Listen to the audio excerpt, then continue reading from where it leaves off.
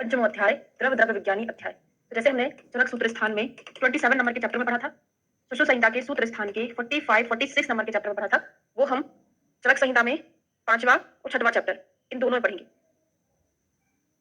ठीक है, चलिए शुरू करते हैं।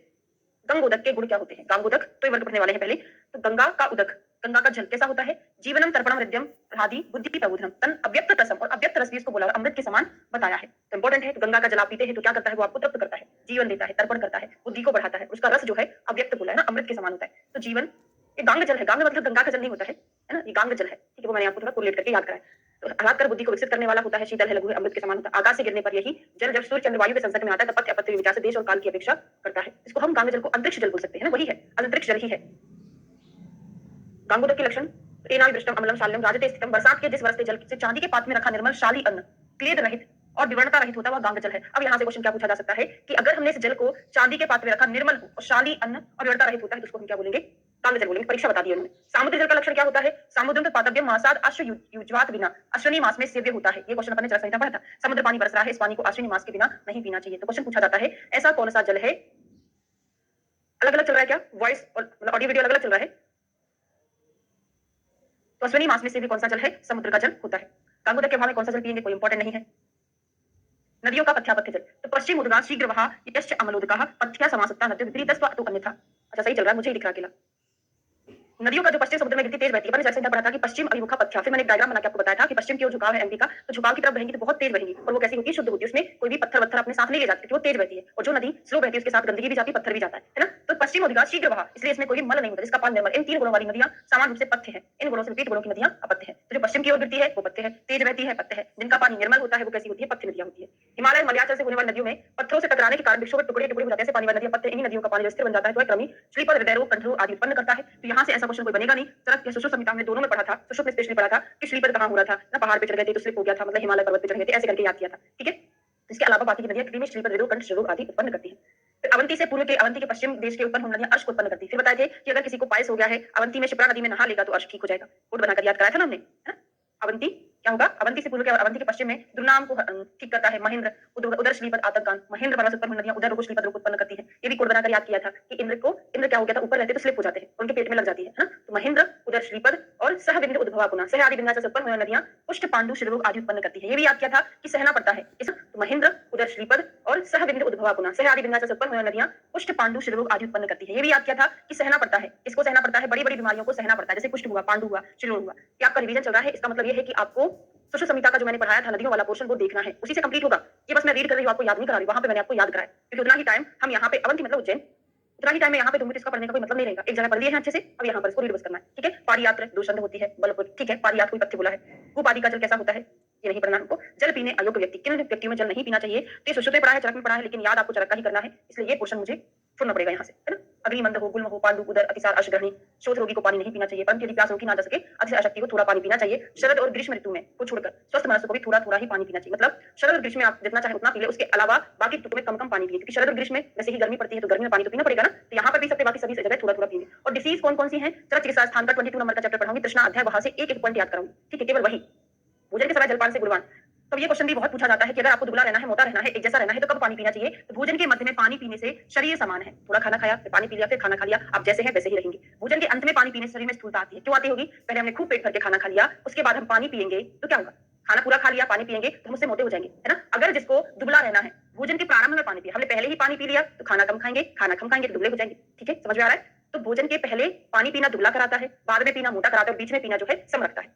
शीतल जल के गुण क्या होते हैं? मदात, ग्लानि, मूर्छा, छर्दी, मतलब जो पित्तजन्य विकार है उसमें दिया जाता है। मदात है, ग्लानि, मूर्छा, प्यास लगी है, दाह है, रक्त पित्त का रोगी है, विष वाला रोगी है, इसमें हमको शीतल जल देना है। गर्म जल का गुण क्या होता है? वहां पर ही पढ़ा था कि रस्ती का शोधन करता है, दीपन पाचन का काम करता है, हिक्का, है ना, आदि में, श्लेष्म व्याधि में हम इसको देते हैं। श्रद्धा शुद्धि, हमने अभी अभी विरेचन कराया है, नया नया ज्वर है ना, खांसी है, पीनस है, श्वास है, पार्श्व सभी में कुल मिला के जहां पर वात और कफजन्य विकार है, इसकी डोमिनेंसी है, वहां पर हम गर्म जल का प्रयोग करते हैं। क्वथित जल का प्रयोग क्या होता है? क्वथित जल का गुण क्या होता है? जैसे आपने पानी को उबाला, बहुत उबाल लिया, फिर इसको ठंडा करके पिएंगे तो आपको नुकसान नहीं करेगा। वो उबाल लिया है आपने, उसकी जो अशुद्धियां थी वो सारी नीचे बैठ गई है ना। तो ये उबालने के बाद अनअभिसंधि हो जाता है। नॉर्मल जल कैसा होता है? उसमें अशुद्धियां रहती है, अभिसंधि होता है। ज्यादा उबाल लेंगे तो कैसा हो जाएगा? वो अनअभिसंधि और हल्का हो जाएगा। ठीक है, इसका त्रिदोषज विकार में प्रयोग किया जाता है। ये क्वेश्चन बहुत बार पूछा है। सन्निपातक ज्वर में, सॉरी ये अलग है ना। क्वथित जल जो है सन्निपातज व्याधियों में इसका उपयोग किया जाता है, चरक संहिता में पढ़ा था, यहाँ पे ये चीज लगे। पित्त विकार में उबाल कर ठंडा या पानी बासी होने होने अधिक देर तक रखने पर त्रिदोष कारक हो जाता है। अब यहाँ पर ये भी बोला है कि ज्यादा देर तक रखने पर वो त्रिदोष कारक हो जाता है। ठीक है, अगर हमने इसको ठंडा करके ज्यादा देर तक रख लिया तो वो तीनों दोषों को बढ़ाने वाला हो जाता है। नारिकेल का क्या होता है? नारिकेल डिलीवरी के बाद नारियल का पानी भी पीने को बोला जाता है। क्यों बोला जाता है? शोधन करता है, बस्ती का शोधन करता है ना, तो स्निग्ध है, स्वादिष्ट लगता है, वृक्ष भी होता है, हेमे भी होता है, तृष्णा पित्त को हरता है और बस्ती का शोधन करता है। तो गर्म पानी बस्ती का शोधन कर रहा है और नारियल का पानी भी बस्ती का शोधन करता है।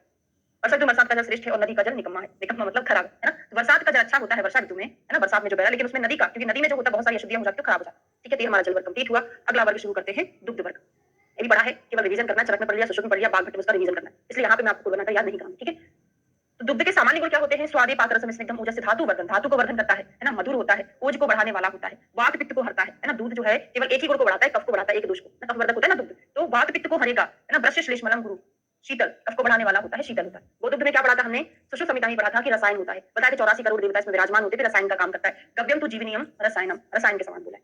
कहाँ कहाँ देते हैं? छत्शीर में, दिवल, स्तन में कर, है ना, और हमको याद नहीं करना है, रक्त पित्त वगैरह में इसका प्रयोग किया जाता है। माहिष का दुग्ध हमने क्या पढ़ा था? माहिष का दुग्ध और गाय का मांस, गोमांस, माहिष दुग्ध अत्याग्नि नाशक होता है, क्योंकि बहुत ज्यादा अभिषंधि होता है। तो हितम अत्याग्नि और निद्रा, जिन व्यक्ति की नींद नहीं आती उनको भी दिया जाता है, क्योंकि अभिषंधि होगा तो ये नींद को ला देता है, कफ को बढ़ाता है।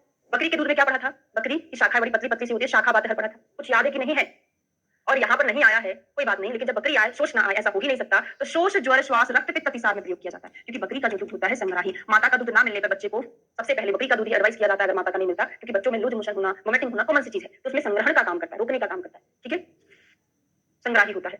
अभी बम्बू पानी बड़ा हमने कि थोड़े थोड़े पानी पीने से, व्यायाम करने से, कटुतित भोजन करने से थोड़ा थोड़ा पानी पीती है, इधर उधर भागती रहती है, तो उनका जो दुग्ध होता है लघु होता है ना, संग्राही होता है। ऊँटनी में क्या पढ़ा था हमने? शाखा बात, बकरी में थोड़ी ना पढ़ा था, है ना, वो तो हमने घोड़ी में पढ़ा था। आपने बताया क्यों नहीं? हमने अभी बोला जस्ट बाधर घोड़ी में पढ़ा था, बकरी में नहीं था। ऊँटनी में क्या था? बताए थे ऊँटनी में कि आपको कुछ याद आ रहा है कि नहीं आ रहा है? जो हमने पढ़ा था पहले याद है, तभी तो मजा आएगा, ऐसे कैसे पढ़ोगे फिर? ऊँट के ऊपर नमक की बोरियां लेके ढो रहे थे रेगिस्तान में, बेचारे को फ्रेश होने के लिए टाइम नहीं दिया तो पैर में गर्मी पड़ जाते हैं, है ना, उधर में प्रॉब्लम हो जाती है, उसको अर्श हो जाती है, अग्निमंद हो जाती है, ऐसे करके पूरा याद किए थे ना। तो देखो, उष्ण ईशत वृक्ष उष्ण होता है, लवण होता है, नमक की बोरियां ढो रहे थे उस पे। ठीक है, हाँ बिल्कुल, और उसको वात कफ आना क्रमी शोफ उधर अर्शसाम, ये हो जाता है, ये भी आपको याद आ रहा होगा। स्त्री दुग्ध में क्या पढ़ा था हमने? जीवनम वर्णम सात्वम स्नेहम मानव समनावरम रक्तपित्तम च तर्पणम अक्षिरो शूलिनम, अक्षिरोपन नहीं था, अक्षी शूलिनम, ये चरक संहिता में पढ़ा था आपने। नस्य आश्रोतनीय पथ्यम जीवनम लघुदीपनम, ये कहां सुश्रुत में पढ़ा था? नस्य आश्रोतनीय पथ्यम जीवनम लघुदीपनम, जीवनम लघुदीपनम, नस्य आश्रोतन के लिए किया जाता है प्रयोग। तो यहाँ पर वात पित्त विकार है। देखो, दुग्ध जो होता है कफवर्धक होता है, तो वात पित्त को नष्ट करेगा, तो वात पित्त को, अभिघात को, आंखों की रोग, तो आंखों के रूप में हम तर्पण आदि तो दे रहे थे, है ना। तर्पण आश्रोतन नस्य में प्रयोग किया जाता है, दोनों आचार्य का कॉम्बिनेशन बता दिया, नस्य बता दिया, आश्रोतन बता दिया और तर्पण भी बता दिया। ठीक है, तर्पण इन्होंने बता, दोनों का कॉम्बिनेशन करके इन्होंने बता दिया। ठीक है, भेड़ी का दुग्ध में क्या था? भेड़ी मतलब आवी, बताते सारी चीजें खराब होती है, केवल एक ही चीज अच्छी होती है, आवी पित्त की अविरोधी होती है, वातज कास में पथ्य होता है, ये हमने पहले याद किया था, है ना, जैसा आरिद्य होता है। वात व्याधि हरम हमने वहां पढ़ा था, केवल वातज कास में पथ्य, यहाँ पे वात व्याधि को ठीक करता है, बाकी सारी चीजों को उत्पन्न कराता है, हिक्का, श्वास, पित्त, कफ, प्रदम, आवी सारी चीजों को उत्पन्न कराता है। स्त्री का दूध कैसा होता है? स्थैर्य, हाथी खुद इतना बड़ा बॉडी वाला होता है, स्थिरता से चलता है ना, जहां भी खड़ेगा स्थिर रहेगा, तो स्थिरता को प्रदान करता है। घोड़ी में पढ़ा था हमने, शाखा बात है, तो आ गया ना एक शब्द शाखा बात है। घोड़ी के ऊपर चढ़ते हैं तो उसकी शाखाएं पकड़ के चलते पेड़ की, नहीं तो गिर जाएंगे ना, तो शाखा बात था। अब में लवड़ भी था। कच्चे दुग्ध के गुण क्या होते हैं? बताया कि अगर आपने दूध नहीं उबाला तो उसमें क्रीम रहती है ना, तो वो क्या होती है? हैवी होती है। तो कच्चा दूध जो है अभिषंधि गुरु होता है ना, एकदम शतमतो अन्य था, और इतनी पकाया हुआ दूध अनअभिषंधि और लघु होता है। ये अभिषंधि गुरु है, पका लेते हैं, उसके बाद उसका जो मलाई है वो ऊपर आ जाता है, तो वो जो दूध बचता है अभिषंधि नहीं होता है और लघु रहता है। धारुष्ण दुग्ध क्या होता है? ये भी पढ़ा था, तुरंत दुहा हुआ दूध अमृत के समान बोले हैं, चरकजी भी बोले, सुश्रुत बात सब कुछ, है ना। तो ये बहुत गर्म किया अतिशय गुरु, और धारुष्ण दुग्ध है जो अमृत, बहुत ज्यादा गर्म कर दिया आपने, उबाल, जैसे मावा बनाने की प्रोसेस होती है ना, दूध को उबाल के बहुत गाढ़ा कर लेते हैं, तो कैसा हो जाता है? बहुत हैवी हो जाता है। और जो तुरंत दुहा हुआ दूध है उसको धारुष्ण बोलते हैं, वो अमृत के समान होता है। अब आता है दही, कैसा पढ़ा था? मधुर, अम्ल, अत्याम्ल, 3 रस पढ़े थे हमने दही में, है ना। क्या करता है? ये ग्राही होता है, अम्ल पाक रहता है, इसका गुरु है, उष्ण है ना। मेधा, शुक्र, बल, श्लेष्मा, पित्त, रक्त, अग्नि, शोफ कर, देखो मेद को बढ़ाता है क्योंकि अभिषंधि होता है, शुक्र को, बल को, श्लेष्मा को बढ़ाएगा, रक्त पित्त को भी करेगा। रक्त पित्त क्यों करेगा? क्योंकि देखो उष्ण भी होता है, भले ही इसके साथ क्या है? गुरु है, अभिषंधि है, लेकिन उष्ण होने के कारण ही रक्त पित्त को बढ़ाता है, रुचि उत्पन्न करता है ना। पीनस में, मूत्र कक्ष में, ये कोटेशन पूछा जा सकता है। पीने से मूत्र कक्ष चारुक्षम तू ग्रहणी गति इसमें, और नए वाद्यानिशी नए उष्ण बसंतो उष्ण शरद ऋतु, कहां रात में नहीं सेवन करना चाहिए, और 3 ऋतुएं कौन सी हैं जिनमें हमको सेवन नहीं करना चाहिए? कहां नहीं करना चाहिए? प्रावट, शरद, बसंत। तो साधारण ऋतुएं होती है, अगर हम प्रावट को वर्षा से रिप्लेस कर दे तो क्या हो जाएगा? वर्षा नहीं, सॉरी, ग्रीष्म से रिप्लेस करोगे ना, ग्रीष्म, शरद और बसंत। ग्रीष्म, शरद, बसंत इन ऋतुओं में दधी का निषेध है, बाकी प्रावट, शरद, बसंत साधारण ऋतुएं होती है। ठीक है, यहाँ पे हमको सेवन नहीं करना है। दही को रात में नहीं खाना है, धूप आदि में गर्म होने पर, बसंत, ग्रीष्म, शरद में नहीं खाना है। मूंग की दाल हाँ, ये क्वेश्चन अभी इंटरव्यू में चल रहा है, एमपीएससी का जो इंटरव्यू चल रहा है उसमें पूछा था कि दही को रात में नहीं खाते, क्यों नहीं खाते? बताइए जरा। केवल खाते हैं तो किसके साथ? मूंग की दाल मिलाकर, मधु के बिना नहीं खाना, घी शक्कर मिलाकर बगैर नहीं खाना है, आमले बिना नहीं खाना, प्रतिदिन नहीं खाना चाहिए, है ना? इसको रात्रि में इसलिए नहीं खाया जाता क्योंकि अभिषेक होता है। और रात में क्या होता है? शुरुआती में भी जैसे हम खाते हैं कफ का प्रकोप हो जाता है, रात्रि में शुरुआत में कफ का ही प्रकोप रहता है। अगर आप दही खाएंगे तो कफ को बढ़ाएगा और शोथ अवरोध कर देता है, क्योंकि सोते समय हमारी अग्नि उतना वर्क नहीं करती जितना कि दिन में करती है। दिन में पित्त की प्रधानता रहती है स्वभाव से ही, पित्त की बात नहीं कर रहे हैं ना, रात्रि अर्धरात्रि में भी रहती है। जहाँ पे हम सोते रहते हैं ना, मूवमेंट नहीं होता, तो स्वभाव से अग्नि जो है थोड़ी सी मंद होती है ना, अभिषेक होने के कारण हमको रात में नहीं खाना चाहिए, ठीक है?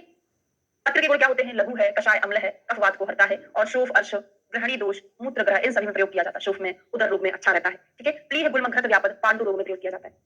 दही के तोड़ मतलब मस्तु के गुण कैसा होता है? तो दही के ऊपर का जो पानी एरिया आता है, पानी बड़ा पतला रहता है, तो दही के अपोजिट गुण होता है उसमें, शोधस का शोधन कराता है ना? अनुलोमन दोषों से भरे शोधस को शोधन करने वाला विष्टम्भजित होता है। ऊपर का पानी है, पतला है, तो पतला क्या करेगा? शोधस का शोधन कराएगा। नवनीत याद किए थे, नवनीत का नाम का बच्चा हृदय का बड़ा अच्छा, याद किए तो हृदय भी पढ़ा था, भले यहाँ पे ना हो तो वृक्ष है। नवनीत मतलब ऊपर का जो मक्खन निकालते उसको नवनीत बोलते हैं। कैसा होता है? वृक्ष होता है, वर्ण बल को बढ़ाने वाला। तो नवनीत नाम का बच्चा हृदय पढ़े थे, तो बच्चा है, वर्ण बल उसका बड़ा अच्छा होता है, वात वित्त रक्त अर्शद आदि में यूज किया जाता है। दूध के मक्खन के गुण संग्राही होता है ना? रक्त पित्त अक्षी को ठीक करता है। अब आता है घृत, तो घृत तो पूरा ही रिपीटेड है, विचरकाधि धतिस्पति मेधा अग्नि बल शुक्र चक्षु बाल वृद्ध आदि में दिया जाता है। वाद पित्त को इतना बस याद कर लो, स्थान का बाकी पूरा चरक से मैच करता है। सहस्त्र वीर्य विधि घृतम कर्म सहस्त्रता, अगर इसको 1000 बार मतलब वही शतपाक सहस्त्रपाक आपने पढ़ा था, सहस्त्रपाक मतलब 1000 बार पाक करके इसका प्रयोग किया जाता है, तो हजारों रोगों को ठीक करता है। पुराने घृत के गुण क्या होते हैं? पुराने घृत का रोग अधिकार क्या है? पुराण घृत का रोग अधिकार बताएं जरा। कोई उन्माद पढ़े थे? उन्माद पस्मार में इसका प्रयोग किया जाता है, पढ़े थे ना? पुराण घृत, तो वही यहाँ पर लिखा हुआ है। उन्माद मस्मार मद मूर्छा शिराकर्ण अक्षी योनि आदि में प्रयोग किया जाता है और व्रण का शोधन और रोपण भी करता है। किलाट क्या होता है? किलाट मतलब पनीर। पनीर कैसा होता है? बड़ा हैवी होता है, दूध का जो फटा हुआ पार्ट है उसको किलाट बोलते हैं। कितना हैवी होता है? लेकिन शुक्र को बढ़ाता है। जिम वाले लोग वही खाते हैं बॉडी को बढ़ाने के लिए, तो मांस को बढ़ाने वाला भी होता है, विष्टम भी है। तो क्या है? शुक्र निद्रा कफ करा विष्टम भी गुरु दोषवर्धक होता है। लेकिन गौ के दूध तथा घृत की श्रेष्ठता, तो गव्य चाहे क्षीर हो घृत हो सभी में श्रेष्ठ होता है, ये हमने अग्रह में पढ़ा था। और आदि का चाहे दूध हो घृत हो वो निंदनीय होता है, निंदित है। अब आता है इक्षुवर। इक्षुवर गन्ने की 15 प्रजातियां पढ़ी थी हमने, 15 पढ़ी थी कि 12 पढ़ी थी? 12 थी ना शायद, कितनी थी कोई बताएगा? इक्षु की टोटल जातियां हमने चरक संहिता 12 पढ़ी थी कि 15? हमको 15 क्यों याद आ रहा है? कितनी पढ़ी थी? 12 ही याद आ रहा है, 12 ना? बता दे, नहीं 12 ही है, हाँ बिल्कुल। अब 2 लोगों को याद आ रहा है, आपको हमको तो सही होगा, है ना? तो कैसा होता है गन्ना? मीठा होता है, कफ के जैसा गुण वाला होता है। तो गुरु स्निग्धो ब्रह्मण कफ मूत्र को बढ़ाने वाला होता है, शीत भी रहेगा, रक्त पित्त को हरने वाला है, स्वादु मधुर होता है, विपाक भी इसका मधुर होता है। अब ये भी पढ़ा था हमने, गन्ने का सबसे नीचा वाला पार्ट बहुत मीठा अतीव मधुर, मध्य वाला केवल मधुर और ऊपर वाला जो होता है नमकीन होता है। ये पढ़ा था, पूरा वही लिखा है कि अग्र में लवण है ना? अग्रिम भाग में शतवर्ण होता है, दंत पीड़ता सरतरा समझ उसका पीने पर सरतरा के समान गुण करता है, ठीक है? मूलाग्र जंतु दब्दादि अब नहीं याद करना कैसा होता है। मूल भाग, हाँ यांत्रिक रस, ये क्वेश्चन पूछा जाता है कि आपने गन्ने का जूस निकाला, आपने बना बनाया जूस पीने जाते वो खराब होता है, ये बनाया था। अपन खुद खाते हैं उसको तो अच्छा रहता है। अगर आपने यंत्र से निकाला मूल भाग, अग्रभाग, क्रमी आदि से खाए हुए भाग सब एक साथ पिस जाते हैं यंत्र में, और आप उसका जो जूस पीते हो मलों के मिलने से और कुछ काला तक पड़ने रहने के कारण कोल्हू का रस बिगड़ जाता है, इसलिए वह विदाह करने वाला हो जाता है। आंतरिक जो आपने जूस निकलवाया था गन्ने का, वो विदाह करने वाला गुरु और विष्टम भी होता है, गुरु विष्टम भी विदाह करने वाला रहता है। अब इनमें से हमने 12 जातियां पढ़ी थी, सबसे श्रेष्ठ कौन सी थी? पौंड्रक जाति थी। पौंड्रक सबसे श्रेष्ठ जाति हमने पढ़ा था, ठीक है? खंड खंड राव के गुण क्या होते हैं? राव जो होता है मूत्र का शोधन कराता है, इतना बस। अभिषंडी तो होता है लेकिन मूत्र का शोधन कराता है और तीनों दोषों को बढ़ाने वाला भी होता है। फाणित पढ़ा तो त्रिदोष प्रकोपक, फाणित त्रिदोष प्रकोपक होता है, तरक सुष्ट समय प्राय। गुण कैसा होता है? बहुत ज्यादा श्लेष्मा को नहीं बढ़ाता, ना अति श्लेष्म करोध होता, सृष्ट मूत्र शक्प्रद गुण, मल मूत्र को निकालने वाला। और एक और चीज याद हो तो बताया था कि विभीतक में और गुण में धातुएं आती है, विभीतक में धातुएं क्रमशः आती हैं, गुण में थोड़ा इधर उधर आती हैं धातुएं, वही की वही धातुएं थोड़ी बहुत चेंज है, लेकिन इसमें क्रमी लग जाता है ना? क्रमी हो जाता है, जहां पर हम रखते गुण वहां पर चीटियां लग जाती है। तो क्रमी मज्जा असरक मेदो मांस करो कफो अपरा, मांस मेद को बढ़ाने वाला, ज्यादा गुण खाते तो मोटा कराता है। पुराना गुण बहुत अच्छा रहता है ना? हृदय है नवहा श्लेष्म अग्नि साधक, तो पुराना जो है पत्ते होता है, नया नया जो गुण होता है ये मोटा कराने वाला है, क्योंकि नई जितनी भी चीजें होती है ना वो कफ को बढ़ाने वाली होती है, अग्नि को शमन करेगा। हाँ, ये शाखा मग याद कराया था मैंने, याद हो तो? शाखा मग उत्तरोत्तर अच्छे होते जाते हैं, मतलब अच्छे नहीं खराब होते जाते हैं। शाखा मतलब शर्करा सबसे अच्छी, फिर खांड उससे थोड़ा कम, शाखा मस आंडिका उससे कम, और सबसे कम होता है गुड़, सबसे कम गुड़। याद है? ये याद था आपको, है ना? ये उत्तरोत्तर कैसे है, मतलब रक्त पित्त वायु उत्तरोत्तर गुणों में श्रेष्ठ। उन्होंने उल्टा लिखा था, हमने ऐसे लिखकर आपको याद करा। उत्तरोत्तर ना पढ़ना, आप पूर्वोत्तर पढ़ना, सॉरी क्या पढ़ोगे जो भी है, ये अच्छा, ये थोड़ा कम, ये थोड़ा कम, ये गुण। आप वहां पे क्रम देखना क्या पूछा है, क्रम वहां पे क्या लिखा, उत्तरोत्तर लिखा है कि पूर्वोत्तर लिखा है, ऐसा कुछ लिखा होगा, ठीक है? अन्य शर्करा वही आपका नाम मधु वर्ग देखते हैं। तो चरक के मधु कितने पढ़े थे हमने? 4। सुश्रुत के कितने पढ़े थे? 8। अब बागभट के मधु वर्ग पढ़ने जा रहे हैं, कितने होते हैं ये? ऐसा कुछ लिखा नहीं है बागभट में, है ना?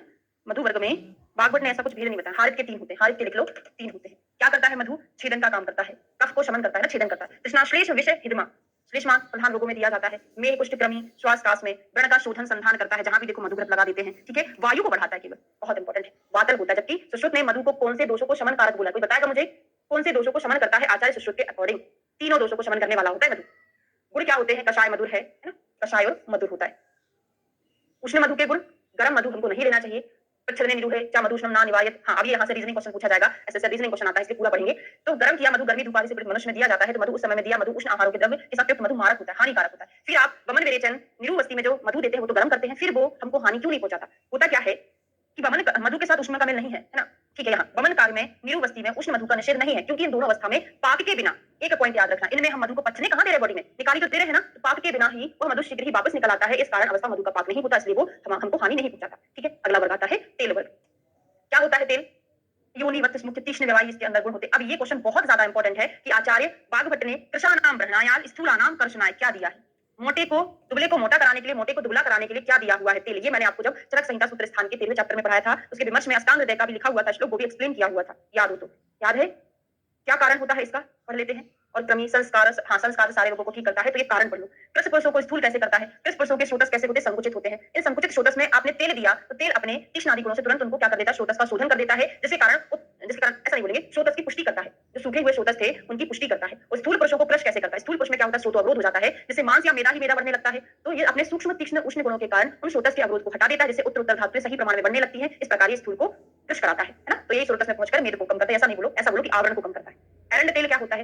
विरेचन में बेस्ट होता है। एरंड तेल विरेचन के लिए श्रेष्ठ बताया है, मधुर होता है। जब विरेचन के लिए श्रेष्ठ बताया, इसका मतलब क्या हो रहा है कि ये वायु पर मेन फोकस करता है। तो वायु से उत्पन्न होने वाली डिसीजेस, वर्म, गुर्म, अनिल, अभी कफ अलग हो गया, और विषम ज्वर में प्रयोग किया जाता है।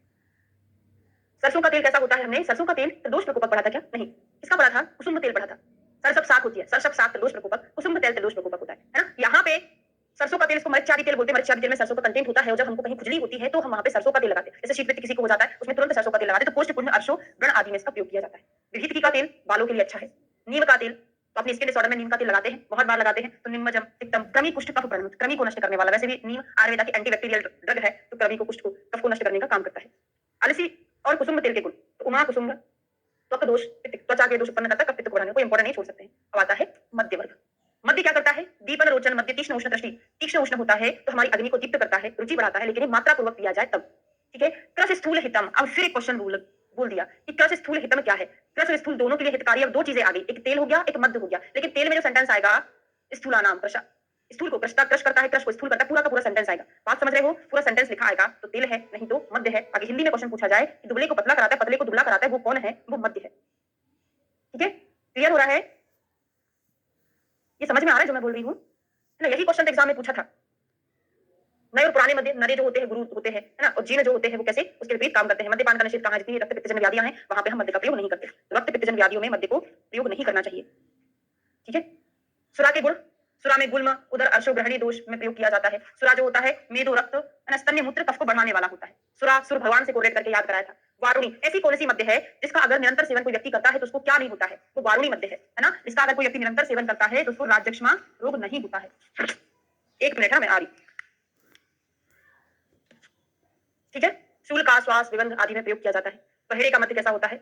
मत याद करो, ज्यादा इतना नहीं पढ़ना है। पांडु कुष्ठ वैसे ही हम अगर एक से पढ़ लिया उतना ही काफी रहता है। तो आपने सुश्रुत भी पढ़ लिया, बागवट भी कर लिया, तो मोर देन सफिशिएंट हो गया है। नहीं तो चरक का पढ़ लो और अन्य पान वाला, तो उतना ही पर्याप्त है, क्योंकि सभी ने लगभग एक जैसा ही बताया, थोड़ा बहुत अलग रहता है। विष्णु अरिष्ट के गुण क्या होते हैं? सर मध्य गुणादि का। सही प्रकार के मध्य में सबसे ज्यादा गुणवान यही होता है, अच्छा गुण वाला होता है। वैसे मध्य के सभी गुण अधिकता से रहते हैं। द्राक्षा, अंगूरी, शराब। अभी हाँ इंटरव्यू चल रहा है, तो उसमें पूछा था कि मध्य के भेद बताइए, है ना।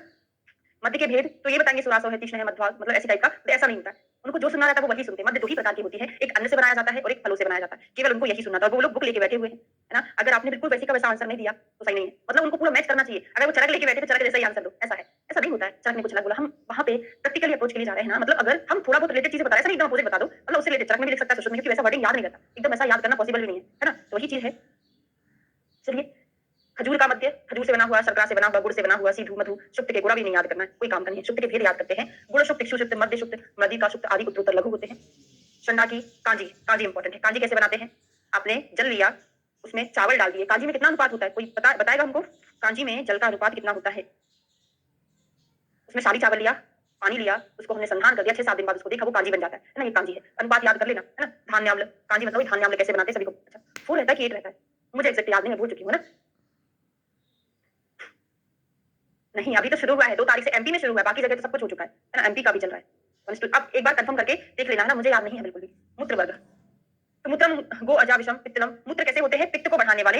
लवण अनुरस, कटु रस, लवण अनुरसम कटु, कटु रस होता है, लवण अनुरस होता है, ये सब जगह पढ़े थे। और पित्त को वर्धन कराने वाला बागभट ने, और पित्त का विरेचक कराने वाला हमने क्या पढ़ा था? पित्त का विरेचक चरक के अकॉर्डिंग पढ़ा था। हाँ, उधर पोस्टिंग भी हो गई 2 बार की, हमारे साथ जो एग्जाम हुआ था एमपी के साथ, उनका 2 बार एग्जाम भी हो गया और 2 बार पोस्टिंग भी हो गई, हम लोग बहुत पीछे चल गए। ये 5वां चैप्टर कंप्लीट हो गया है, इसमें हमने त्वयवर शीलवक आदि पढ़ लिया है। अगला चैप्टर शुरू करेंगे, 6वां अध्याय शुक धान्य वर्ग। ठीक है, 1 मिनट। इसमें शुक धान्य में आपको बहुत ही कम चीजें पढ़ाने वाली हूँ, है ना, क्योंकि 7वां चैप्टर भी हमारा ऐसा ही है कुछ, 7वें नंबर का चैप्टर अन्य रक्षा, नहीं अलग है, वो अलग है। शुक धान्य में चावल के भी साठी चावल, साली चावल होते हैं। और आपने द्रवगुण आपका शुरू हो गया कि नहीं हुआ? फर्स्ट पार्ट भी नहीं हुआ ना शायद, वहां पे पढ़ेंगे चरक के, सुश्रुत के, अस्तांग, हृदय के डिवीजन पढ़ेंगे, केवल वहीं से देख लीजिएगा, यहाँ से उतना हमको ज्यादा याद करने की जरूरत नहीं है, वहां पे स्पष्ट लिखा हुआ है। ठीक है, अब श्रेष्ठ चावल, शुक धान्य, शाली धान्य, ये सारी चीजें पढ़े हैं। तो हमारा जो अष्टांग हृदय रहता है वो केवल रिवीजन के पर्पस से रहता है, क्योंकि 2 संहिताओं में हम उसको रट के आ चुके हैं, है ना, इसलिए हम उतना टाइम नहीं दे पाएंगे, क्योंकि आपको भी ऐसा ही पढ़ना है, 2 अच्छे से पढ़ लो, उसको फिर जल्दी जल्दी पढ़ना पड़ता है ना, क्योंकि एग्जाम के लिए उतना टाइम नहीं रहता है। लाल चावल रक्त तृष्णा त्रिदोष को हरने वाले होते हैं, है ना, इन सभी शालियों में रक्तशाली श्रेष्ठ है। एक ही क्वेश्चन यहाँ से बनेगा, रक्तशाली श्रेष्ठ होता है, एक क्वेश्चन। यवादी चावलों के गुण नहीं, शाठी चावल पूरा वहां पे पढ़ के आए थे, 2 प्रकार के होते हैं, सिद्ध और असिद्ध। शाठी चावल जो है गौर या असित, या सिद्ध असिद्ध बोलते हैं, 2 प्रकार का होता है, असित साठी, गौर साठी उत्तम होता है। असित साठी से श्रेष्ठ कौन सा होता है? गोरा वाला। शाली में रक्तशाली श्रेष्ठ है, साठी में लाल वाला नहीं सफेद वाला श्रेष्ठ है, गौर शाली श्रेष्ठ बताया गया है। अब आ जाइए इस पे, हाँ, तृणधान्य। तृणधान्य प्रियंगु, टूटे अस्थि आदि को जोड़ने। अब इसको हम कुधान्य बोल सकते हैं, प्रियंगु कुधान्य नहीं आता है, इन्होंने तृणधान्य बोला है। कुधान्य में प्रियंगु जो होता है श्रेष्ठ धान्य है। किसके लिए प्रयोग किया जाता है? संधान के पर्पस से इसका प्रयोग किया जाता है। कोदो वोदो आप पढ़ते रहते हैं, ठंडा होता है कोदो, विष को नष्ट करने वाला। यव पढ़ते हैं, पुलिस जनाना होता है, यह पुलिस को बढ़ाता है, और यह जो है लेखन का काम भी करता है ना। गुरु शीतल मधुर सर्व मल और वायु कारक है। गुरु मधुर सारी चीजें मल को बढ़ाएगा और लेखन का काम भी करता है। यव लेखनी द्रव्य में प्रयोग किया जाता है। गेहूं 111 की ड्रग थी, हमने याद किया था, अब पूरा नहीं पढ़ूंगी। अब आता है शिम्बी धान्य। शिम्बी धान्य क्या होता है? दालें होती हैं, इसमें दालें आती हैं। ठीक है, तो शिम्बी धान्य जो है, दालें जो है कॉन्स्टिपेशन कराती है, एक चीज याद रखना, कॉन्स्टिपेशन कराती है सिम्बी धान्य, ठीक है, जिसमें दालें आती हैं। उसमें मूंग, अरहर, मसूर आदि सिम्बी धान्य है, वायु का अवरोध करने वाले, मतलब वायु को प्रकोपित करने वाले होते हैं। हमने यहाँ पे पढ़ा था ना, मूंग में वायु को बढ़ाती है, मसूर संग्राही है, अरहर अल्प बात को ना अतिवात प्रकोपणी, ज्यादा बात को नहीं बढ़ाती, लेकिन थोड़ी बहुत बात को बढ़ाती है, तो कुल मिलाकर वायु को बढ़ाने वाले, वायु को अवरोध करते हैं, है ना। संग्राही होती है दालें। कटु वटु मत याद करना, शीत बीज भी है, मेद कफ रक्त पित्त में पथ्य एवं प्रदेह परिषेद में उपयोगी होती है। मूंग कैसा होता है? वरवत्र मुदगो अल्प चला कलाया स्वाति वातला, मतलब जो मूंग होती है थोड़ी सी वायु को बढ़ाती है, लेकिन मटर बहुत वायु को बढ़ाती है। सबसे ज्यादा वायु को प्रकोपित अगर करती है तो मूंग मटर करती है। कलाय अति वातल राजमाश अनिल करो रुक्षो बहु शक्ति गुरु, है ना, क्या करता है? मूंग श्रेष्ठ होती है सिम्बी धान्य, कुछ वायु को बढ़ाती है, मटर बहुत ज्यादा वायु को बढ़ाती है, साधारणतः वायु कारक होता है राजमाश। ठीक है, कुलत्थ क्या होती है? अग्र में पढ़ के आए थे, कुलत्थ अम्ल पित्त जना नाम, एक ही पॉइंट याद करना है, रक्त पित्त को बढ़ाने वाली होती है। सेम क्या होती है? निष्पाव सेम, विदाही होती है, विदाही, और कफ को बढ़ाने वाली, सॉरी कफ और शोष को नष्ट करने वाली होती है। उड़द सभी को पता है, उड़द कैसा होता है? वृश्चिक होता है, इसके अंतर्गत सारे गुण पाए जाते हैं शुक्र के समान, केवल वीर्य को छोड़ के। इसका वीर्य उष्ण होता है, शुक्र का वीर्य उष्ण नहीं होता है ना। तो स्निग्ध होता है, बरश्लेष्म, पित्त को बढ़ाने वाला भी। उड़द उष्ण वीर्य होता है तो पित्त को तो बढ़ाता है, बाकी कुछ गुणों से ये कफ को बढ़ाता है। गुरु उष्ण अनिलाह, गुरु उष्ण है, वायु को नष्ट करता है, लेकिन शुक्र की वृद्धि करता है। इसमें आता है जो कौंच है, वो भी क्या होता है? कौंच केवांच, ये भी वृश्य होता है, उड़द के फल के जैसा ही होता है। तिल के गुण क्या होते हैं? तो मैंने तिल को तिल के तेल से याद कराया था कि तिल का तेल आप स्किन पे लगाएंगे, आपकी त्वचा बहुत अच्छी हो जाएगी, है ना। उष्णस त्वचो हिमास्पर्श केशो बरस तिले गुरु अल्प मुद्रा कटु पाके मेद अग्नि कफ पित्त, कफ पित्त को बढ़ाता है, त्वचा के लिए अच्छा होता है। अलसी कुछ नहीं याद करो। सिम्बी धान्यों में मांस सबसे बुरा है और शुक धान्यों में यवक सबसे बुरा है। तो सिम्बी धान्य में अगर हम बात करें तो कौन श्रेष्ठ था? मूंग अच्छा था, मांस खराब था, है ना। शुक धान्य में हमने क्या याद किया था? रक्तशाली श्रेष्ठ था, यवक कैसा था? खराब था, यवक खराब था ना। शुक में रक्तशाली और साठी श्वेत साठी श्रेष्ठ था। नवीन पुराना धान्य क्या होगा? जो नवीन होगा अविष्यंदी होगा, पुराना होगा अनविष्यंदी होगा, बॉडी को कर्षण कराएगा। ये सब पढ़े हैं। तो नया धान्य अविष्यंदी है, लघु होता है, संवत्सर जो 1 वर्ष पुराना हो चुका है वो लघु होता है। ठीक है, अब अथ कृतान पक्वान वर्ग, चावल के मंडे का गुण। तो हम जब पंचकर्मा से संशुद्धि कराते हैं तो सबसे पहले पेया से शुरुआत करते हैं, है ना। इन्होंने मंडे से शुरुआत की है, एमपी बीए करके याद करो, मंडे पेया विलेपी उदन। एमपी से हमने बीए पास किया, एक क्रम याद रखना है। आचार्य बागभट ने सबसे हल्का एम मतलब मंड, उससे थोड़ा कम हल्का पेया, फिर उससे थोड़ा कम विलेपी, फिर उससे थोड़ा कम औदन। अगर इसको मैं बात करूं कि सबसे ज्यादा हल्का मंड बताया है, सबसे लघु, और इन सब में सबसे हैवी जो होता है, हैवी मतलब गुरु, क्या बताया है? ओदन बताया है। ठीक है, ये क्रम पूछा जाता है। चल आगे, ये पूर्व क्रम से लघु है। पूर्व क्रम मतलब मंड सबसे तो थोड़ा हैवी है, थोड़ा सबसे हैवी हो जाएगा। क्या करेगा? बात कर लोमन करेगा, तृष्णाग्लानि दोष को नष्ट करने का काम करता है। पेया के गुण पूरा चरक सुश्रुत के जैसे है, पढ़ने की जरूरत है ही नहीं। क्षुधा तृष्णाग्लानि दौर्बल्य, है ना। बात का लोमन करता है, पेया से शुरुआत करते हैं संसर्जन क्रम की। क्या करता है? अग्नि को दीप्त करता है ना। कुक्षी में पेन हो रहा था वमन के बाद, तो कुक्षी की पेन को भी ठीक कर देगा। बात का लोमन करेगा और दीपन कराएगा। विलेपी में कोड बना के याद रखा था मैंने, हृदय के चारों तरफ लेप, हृदय के चारों तरफ लेप, तो हृदया करके पढ़ा था। ठीक है, उदन के गुण कैसा होता है? तो पढ़ो। मांस रस, मांस क्या कराता है? ब्रह्मण कराता है। तो प्रीणन ब्रह्म से चक्षुष्य बना और ब्रह्मण करने का काम। मूंग का युष क्या करता है? मोदगस्त पथ्या संशुद्ध व्रण कंठ अक्षय रोगी नाम। मूंग का युष दिया जाता है, कुल मिलाकर अग्नि को दीप्त करता है ये। तो क्या होगा? हमारे आंखों को विशेष रूप से श्लेष्मा से भय होता है, तो उसका क्षरण करता होगा ये, इस कारण से इसका प्रयोग किया जाता है। कुलत्थ का युष, बात कर लोमन, गुल में तूनी प्रतितूनी में प्रयोग किया जाता है। स्पेशली यहाँ पे वायु का प्रकोप होता है, कुलत्थ बहुत उष्ण रहता है, तो गुल में तूनी प्रतितूनी में प्रयोग किया जाता है। रसाला, श्रीखंड बहुत इंपॉर्टेंट। श्रीखंड खाया होगा, कितना मीठा रहता है, तो क्या करेगा ये? कफ को भी बढ़ाएगा, ब्रह्मण कराने का काम करता है। श्रीखंड क्या है? ब्रह्मणी वृष्या, वृष्य भी होता है, ब्रह्मण कराता है। पानक क्या होता है? आपको जब बहुत ज्यादा प्यास लगती है गर्मियों के दिनों में पानक बना के पीते हैं। ये पानक करता क्या है? श्रम, सुधा, तृष्णा, क्लम को हरने का काम करता है, थकान को मिटा देता है ना? धान का लावा, लाजा, हाँ ये बड़ा इंपॉर्टेंट है लाजा, क्योंकि लाजा हमने छर्दी नाशक पढ़ा है ना, अष्टांग हृदय में ही सबसे लास्ट में पढ़ेंगे, उत्तर के सबसे लास्ट में चैप्टर में है ना, उसमें पढ़ेंगे कि लाजा जो है छर्दी नाशक होता है। तो क्या है? प्यास, वमन, अतिसार, प्रमेह, मेद आदि को नष्ट करने वाला होता है। लाजा चावलों से ही बनता है। किस चीज से बनाते हैं? चावल से बनाते हैं, है ना? चावल से बनता है लाजा। भुने हुए जो कैसे होते तर्पण कराने का काम। सत्तू इंपॉर्टेंट है। सत्तू कब नहीं खाना चाहिए? दिन में 2 बार नहीं खाना चाहिए, रात्रि में नहीं खाना चाहिए, इसके साथ उसके साथ मिलाकर नहीं खाना चाहिए, कुल मिला के खाना ही नहीं चाहिए। मतलब खाना तो चाहिए, ज्यादा नहीं खाना चाहिए। सत्तू लघु होता है। क्षुधा, तृष्णा, श्रम, नेत्र, आमय, व्रणा, इनको नष्ट करने का काम करता है सत्तू। पिंड्याक मतलब तिलकल्प, जो तिल के ऊपर का सॉरी खली होता है, उसका हम कल्प बनाते हैं, तो क्या होता है? विष्टम्भी होता है। पिंड्याक खली जो है आंखों के लिए भी खराब है। इस बार पढ़े थे अस्थि रहित मांस जो होता है, इस बार होता है, जो हड्डियां नहीं रहेंगी, मांसी मांस रहेगा, तो क्या करेगा? हमारे शरीर के मांस को बढ़ाने का काम करेगा। इस बार गुरु स्निग्ध बल उपचय सेम सुश्रुत चरक के जैसा ही है इस बार।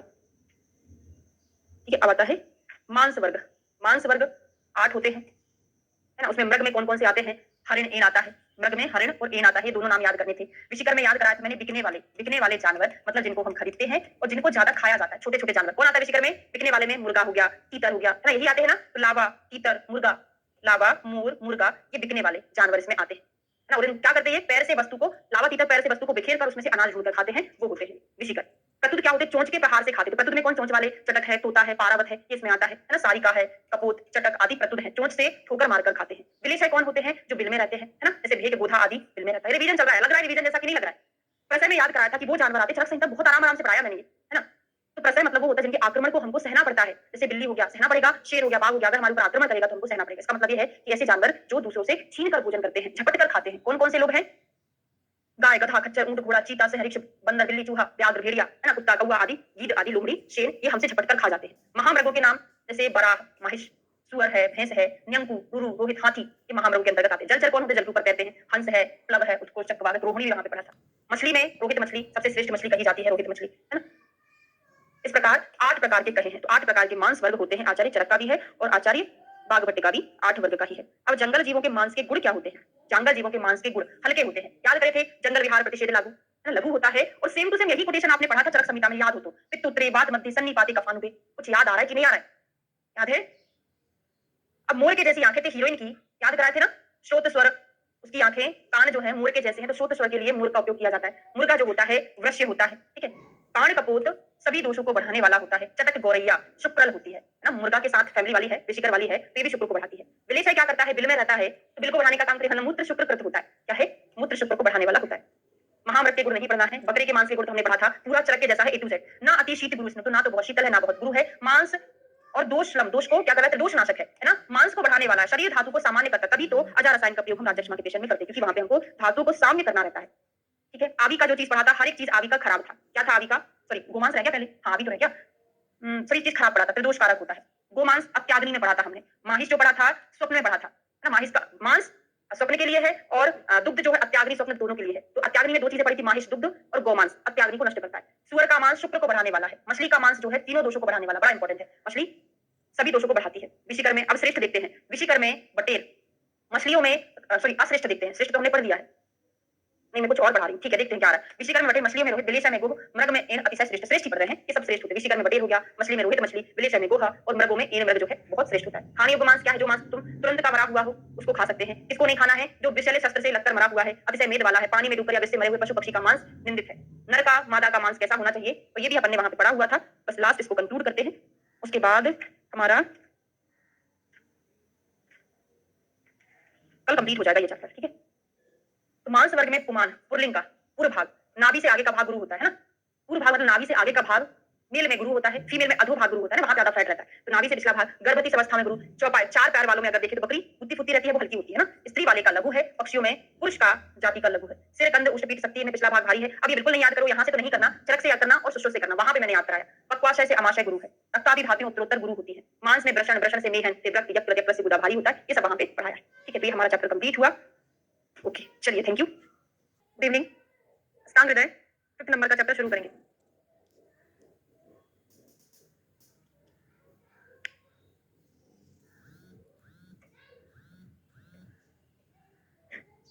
द्रव्याद्रव्य विज्ञानीय अध्याय। तो मैंने आपको चरक सूत्र स्थान का 27 चैप्टर पढ़ाया था और सुश्रुत सूत्र स्थान का 45 एंड 46 चैप्टर पढ़ाया था। हम जो अष्टांग हृदय का पढ़ रहे हैं ना, 5वां और 6वां चैप्टर, उसी से पूरा मिलता जुलता है। अगर आपने वो अच्छे से पढ़ा है तो आपको आराम से समझ में आएगा। ठीक है, चलो शुरू करते हैं। यहाँ पर हम वर्ग पढ़ रहे हैं, तो तोय वर्ग, उसमें सबसे पहला देखते हैं गंगोदक के गुण क्या क्या होते हैं। गंगोदक मतलब गंगा का जल। तो जीवनम तर्पणम हृदयम राधि पुत्री प्रबोधनम तन्व अव्यक्त रसम मृष्टम शीतम लघु अमृत उपमम। अमृत के समान सुखदायी बताया हुआ है गांग जल। गंगा का नहीं क्या बोलते हैं, गांग जल, मतलब आकाश से गिरने वाला जल, है ना। तो आकाश से जल गिर रहा है उसको हम गांग जल बोलते हैं। क्या करता है ये, अव्यक्त रस इसका होता है। जैसे हमने अंतरिक्ष जल को पढ़ा था ना, चरक संहिता में जो अंतरिक्ष जल होता है अव्यक्त रस होता है, तो गांग जल मतलब वही जल है ना। देखिए जीवन है तो आप याद कर लो, गांग से गंगा ही पढ़ लो। गंगा का जल क्या क्या करता है, हमको जीवन देता है, तर्पण देता है, सभी के हृदय के लिए अच्छा होता है, बुद्धि इंद्रिय का प्रबोधन करता है। इसका रस अव्यक्त होता है, गंगा का जल अमृत के समान है। तो आप कोड बनाकर याद रख सकते हो, अमृत के समान किसका जल है, गंगा का जल है। तो आकाश से जल जब सूर्य चंद्र वायु के संसर्ग में आता है तब पत्य पत्ती के विचार से देश और काल की अपेक्षा करता है। अब आते हैं गंगोदक का लक्षण। तो गांग जल की परीक्षा देखते हैं। बरसात के जिस बरसते जल से चांदी के पात्र में रखा निर्मल शाली अन्न क्लेद रहित और विवर्ता रहित होता है, वह गांग जल कैसा है, पेय है। हमने परीक्षण करके बताया हुआ है गांग जल का कि आपने गांग जल डाला है, काय में डाला है, चांदी के पात्र में डाला है। ठीक है, चांदी में रखा हुआ जो शाली अन्न है, भात है, उसमें हमने पानी डाल दिया, वो क्लेद रहित हो जाए या विवर्ता रहित हो जाए, तो आप समझ लेना कि ये गांग जल कैसा है, अच्छा है, शुद्ध है।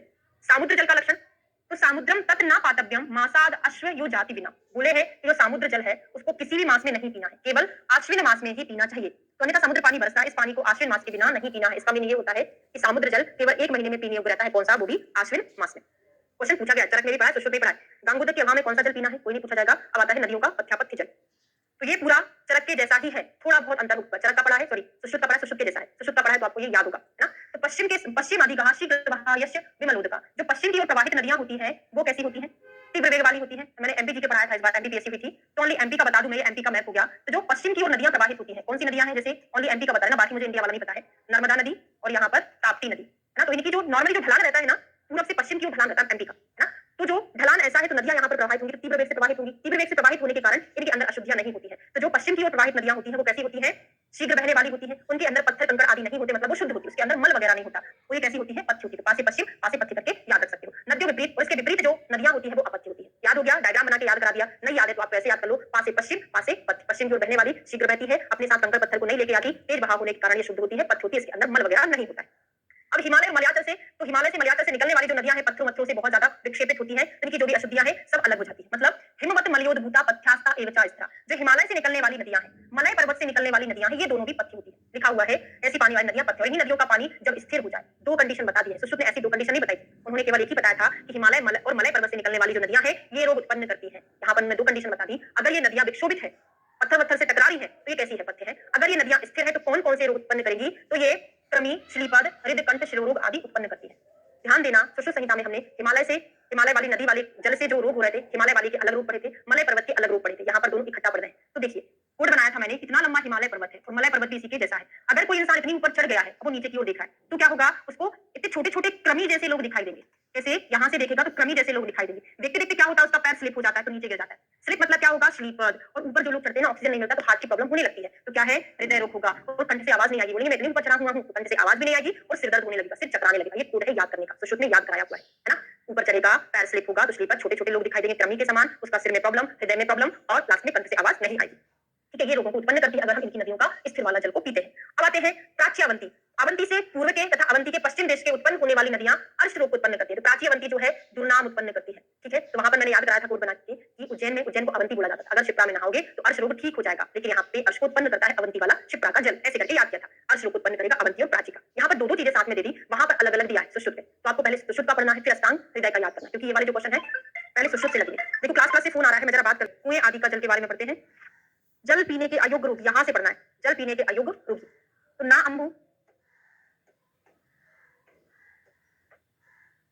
अंबु पेयम शक्तिया वा स्वल्पम अल्पावनी गुलमधि पांडु उदर अतिसार अशो ग्रहणी सोच प्रकृति जते शरद निदाभ्यम विवेक स्वस्थो अपि चाल्पशा। क्या बोले हैं कि किन किन रोग में हमको पानी बिल्कुल भी नहीं पीना चाहिए, थोड़ा सा पीना चाहिए। इसका मीनिंग जल पीने का अयोग्य रोगी का मीनिंग ऐसा नहीं है कि बिल्कुल भी आपको पानी नहीं पीना है, पर थोड़ा सा पीना है ना। तो किस किस में पीना है, अग्निमंद हो, तो जिस व्यक्ति की अग्निमंद हो जाएगी। वैसे मैं आपको चरक चिकित्सा स्थान का जो कृष्णा वाला चैप्टर पढ़ाऊंगी, वहां पर डिटेल में पढ़ाऊंगी पूरा, टॉपिक याद भी कराऊंगी। चरक का अकेला याद रखेंगे तो आपका काम चल जाएगा, सुश्रुत बागभट का अलग से याद करने की जरूरत नहीं पड़ेगी, है ना। तो अग्नि ऑलरेडी मंद है, ज्यादा पानी पी लोगे तो जितनी भी जरूरत उतनी और बुझ जाएगी। तो अग्नि मंद है, कम पानी पीना है। गुल्म का रोगी, पांडु रोग, उदर रोग, अतिसार में भी कम पानी पीने को बोला है। जबकि लूज मोशन होता है तो क्या बोलते हैं अपन, डिहाइड्रेशन हो जाएगा तो पानी ज्यादा पीना चाहिए, तो कम बोला है। अर्श ग्रहणी, अर्श अतिसार ग्रहणी अपन तीनों साथ में पढ़ते हैं, वो हो गया।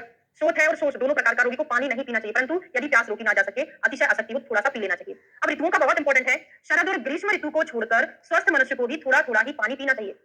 शरद और ग्रीष्म ऋतु में जितना पीना है उतना पी सकते हैं क्योंकि वहां पे गर्मी ज्यादा पड़ती है। बाकी थोड़ी जो अलग ऋतु है, स्वस्थ मनुष्य को थोड़ा पानी पीना चाहिए, जबकि मॉडर्न साइंस क्या बोलता है, पानी ज्यादा से ज्यादा पीना चाहिए, और आयुर्वेद क्या बोलता है, पानी कम से कम पीना चाहिए। अब स्पेशली बागभट्ट जी का है क्वेश्चन पूछा जाता है, सम स्थूल कृशा भुक्ता मध्या अंत प्रथमा अंबु, भोजन के समय जलपान के गुण अवगुण। अगर किसी व्यक्ति को मोटा होना है, पतला होना है, मीडियम रहना है तो कब पानी पिए, ड्यूरिंग भोजन, है ना, खाना खाने के दौरान कब पिए। तो भोजन के मध्य में पानी पीने से शरीर समान रहता है, जिसको मोटा पतला कुछ नहीं होना, खाना खाते जा रहा है, बीच बीच में पानी पीते जाना है, ठीक है। तो मध्य में पानी पीने से शरीर समान रहता है, भोजन के अंत में पानी पीने से शरीर में स्थूलता आती है।